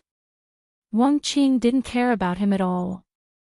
He only cared about blocking the 2 of them and buying enough time for the Immortal Underworld Demon-slaying alliance to kill the enemies. Nongzhu, who was standing on the roof and watching the battle, could not take her eyes off it. She felt that this battle was worthwhile. She sighed and said, I didn't expect Wang Qing to be so powerful. No wonder he could destroy the immortal palace. Just as he finished speaking, Li Tian shouted angrily from the sky, Blood Shadow. Hurry up and help me. If we don't get rid of this person, you and I won't be able to guard the passage between the immortal realm and the netherworld. These words were exactly the same as the original words of the great devil king of the dark cavalry. Yu Qianzhou and Nongzhu hurriedly looked back and saw a red mist surging from afar, which made their hearts tremble. Nongzhu exclaimed, More reinforcements are coming. I'm afraid Wang Qing can't hold on anymore. Kill! A sharp cry came from afar, and a red light was the first to shoot up into the sky. Wang Qing waved his blue robe sleeve again and said sternly, Go! One of the 3 flying dragons that were fighting the Shadow Knights and Li Tian flew out and quickly faced the red light that shot over. Immediately, a sinister-looking man in blood clothes appeared and fought with 2 of the flying dragons. The red tide that followed also crashed into the fierce and grand battle circle, and was once again swallowed by the battlefield formed by tens of millions of people. The sects of the immortal realm were worried that Wang Qing wouldn't be able to hold on, but they found that Wang Qing was still able to fight against 3 demonic masters with ease. Everyone's confidence skyrocketed, and they trapped the 300,000 troops of the demonic world and slaughtered them. Shocked and angry shouts resounded throughout the world, and the battle continued to become white-hot. Li Tian. How dare you trick me? The sharp voice of the great devil king of the blood shadow sounded in the air. After being tortured by the 2 flying dragons, he wanted to run but couldn't bear to abandon his 100,000 troops. He immediately found that he was tricked by the great devil king of Li Tian. Li Tian, who was tormented to the point of losing his temper, immediately said, Blood Shadow. Look at what you're saying. Everyone is fighting for the demonic lord in the 3 realms. How is it me who tricked you? According to what you said, didn't I get tricked by the dark cavalry? Damn it! Who knew that we would encounter such a monster? Thinking about it, it's really hard on Jin Tai and Bai Qi. Those 2 guys must have been chased everywhere. Speaking of which, we have to thank this guy. If Jin Tai and Bai Qi weren't chased everywhere by this guy, why would they open the passage to the demonic world and let us out? He spoke out the helpless thoughts of Jin Tai and Bai Qi. If the 2 of them heard this, would they feel that they had found a confidant? In fact, with everyone's strength, it wouldn't be a problem for anyone to kill 10 Wang Qing, but the key was that the divine weapon in Wang Qing's hand was too powerful. It couldn't be measured by strength at all. Actually, at this moment, Jin Tai was hiding and watching the battle from afar. He had experienced Wang Qing's strength before. Back then, he and Bai Qi could only barely block 1 flying dragon each. The 3 great demon kings who were rushing over were about the same level of cultivation as him and Bai Qi. In other words, Wang Qing could still free up 3 flying dragons to deal with him. After thinking about it, he suppressed the impulse to join the battle and decided to wait and see. At this moment, Li Tian's eyes suddenly lit up. He said, Blood Shadow, look, the Nightmare Lord is here. Blood Shadow took a glance and indeed saw a large area of fog rushing over at lightning speed. He immediately sneered. Li Tian. Why aren't you calling the Nightmare Lord over to help? Li Tian rejected him without any hesitation. I won't call you anymore. You said that I cheated you, so it's hard for me to explain myself. What if I attract the Nightmare Lord and you throw dirty water on me? Wouldn't I be wronged? If you want to call him, call him. You dog. You win. Blood Shadow glared at Li Tian angrily. Then, with the thought that if he was going to be unlucky, everyone would be unlucky, he shouted, Nightmare Lord. Hurry up and help us. If we don't get rid of this person, I'm afraid we won't be able to successfully open the passage between the netherworld and demon world. How are we going to answer to the Demon King then? Kill. An ethereal command came from afar. A shadow shot over with Bai Qi following closely behind. The two of them directly flashed into the sky and joined forces to attack Wang Qing. Go! Wang Qing swung his sleeves. A resolute look of fighting to the death flashed in his eyes. Two flying dragons roared and shot out rapidly towards the Nightmare Lord and Bai Qi. The 100,000-strong army in the fog swiftly joined the battle in the distance. These people, in addition to the 300,000-strong army from before, were the elites of the four great demon kings. Although the various sects of the immortal world had the advantage in numbers, they were also starting to feel somewhat overwhelmed. The number of casualties was rapidly increasing. If it wasn't for the fact that Wang Qing was able to fight against the five great experts by himself and stabilize the morale of the army, many of them would have already fled. In addition, the sect leader of the Lifefire Palace, Wu Jun, was constantly saying that everyone had already participated in this war. The Devil Path would definitely not let them off after this, inciting the various sects to fight to the death against the Devil Army. The situation was truly tragic. I'm coming. An angry shout rang out. A golden light shot over. Jean Tai, who was hiding far away, finally appeared to participate in the battle. The reason why he appeared now was because 5 of Wang Qing's 6 flying dragons had already been held up. He didn't have to worry about being ganged up on by the flying dragons.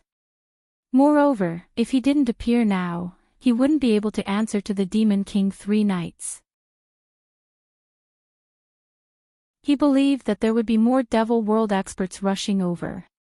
He was confident that he could deal with 1 flying dragon until reinforcements arrived. Needless to say, Wang Qing immediately sent out another flying dragon to deal with Jean Tai. With his cultivation, dealing with 6 experts equivalent to the Great Demon King at the same time was quite strenuous. It didn't take long for him to become a little clumsy and tired. Even so, Yu Qianqiu and Nongzhu couldn't help but gasp.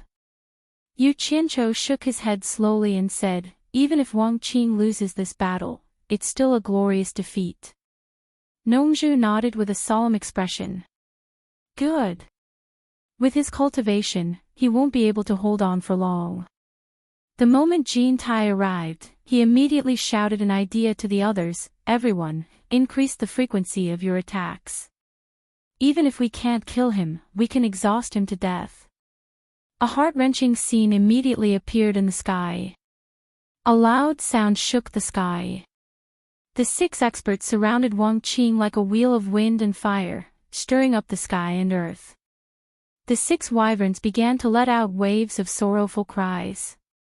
Gradually, they withdrew their huge snow-blue bodies to protect Wang Qing, who was in the middle of the fight. The lower jaw under the silver mask of Wang Qing had begun to overflow with blood. A trace of sadness flashed in his eyes. Suddenly, he looked up to the sky and let out a long roar of high fighting spirit, stirring the clouds, and forcibly cheering himself up. However, everyone could see that Wang Qing was at the end of his strength. The people of various sects who were desperately fighting in the distance suddenly wavered. Some sect masters were already discussing where to retreat. In fact, they had no problem dealing with the 400,000 Devil World army. However, the key was that they knew that once Wang Qing was defeated, the 6 experts would join the battle. No matter how many people there were, they couldn't stop them. By then, everyone would be slaughtered. At this moment, an uplifting shout came from afar, "Immortal World allies, hold on. He Qi has led the 300 million underworld army to help our allies." Everyone looked over and saw that the sky in the distance had turned completely dark. A dark mass of flowing light surpassed the locusts that filled the sky and flew over. The scene could be said to be absolutely shocking. Just the number of 300 million was enough to shake the morale of the various sects in the immortal world. The Underworld Army, which consisted of 100 million Dark Nether Army and 200 million subordinates of the Underworld heroes, quickly joined the battle and immediately beat the Demon World Army to the point where they couldn't fight back. After all, the Underworld heroes were not to be trifled with. Madame Hei Qi, who had flown over on her giant green snake, saw that Wang Qing was powerless. She immediately ordered the 100 million Dark Nether Army to attack the 6 experts. The concentrated attacks that poured down like rain immediately shocked the 6 experts. They were instantly beaten to a miserable state. The Dark Nether Army wasn't ordinary scattered soldiers. They had more or less undergone some training and were adept at collective attacks. The 100 million soldiers might be nothing to them individually, but the combined attack was something even Demon King 3 Knights couldn't handle. You're tuning in to the LoveLore Library YouTube channel. We're so grateful for your support, and don't forget to subscribe to join us on this incredible journey through captivating stories.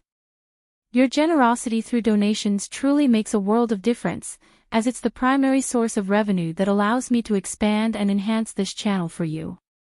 Thank you from the bottom of my heart for being a part of this adventure.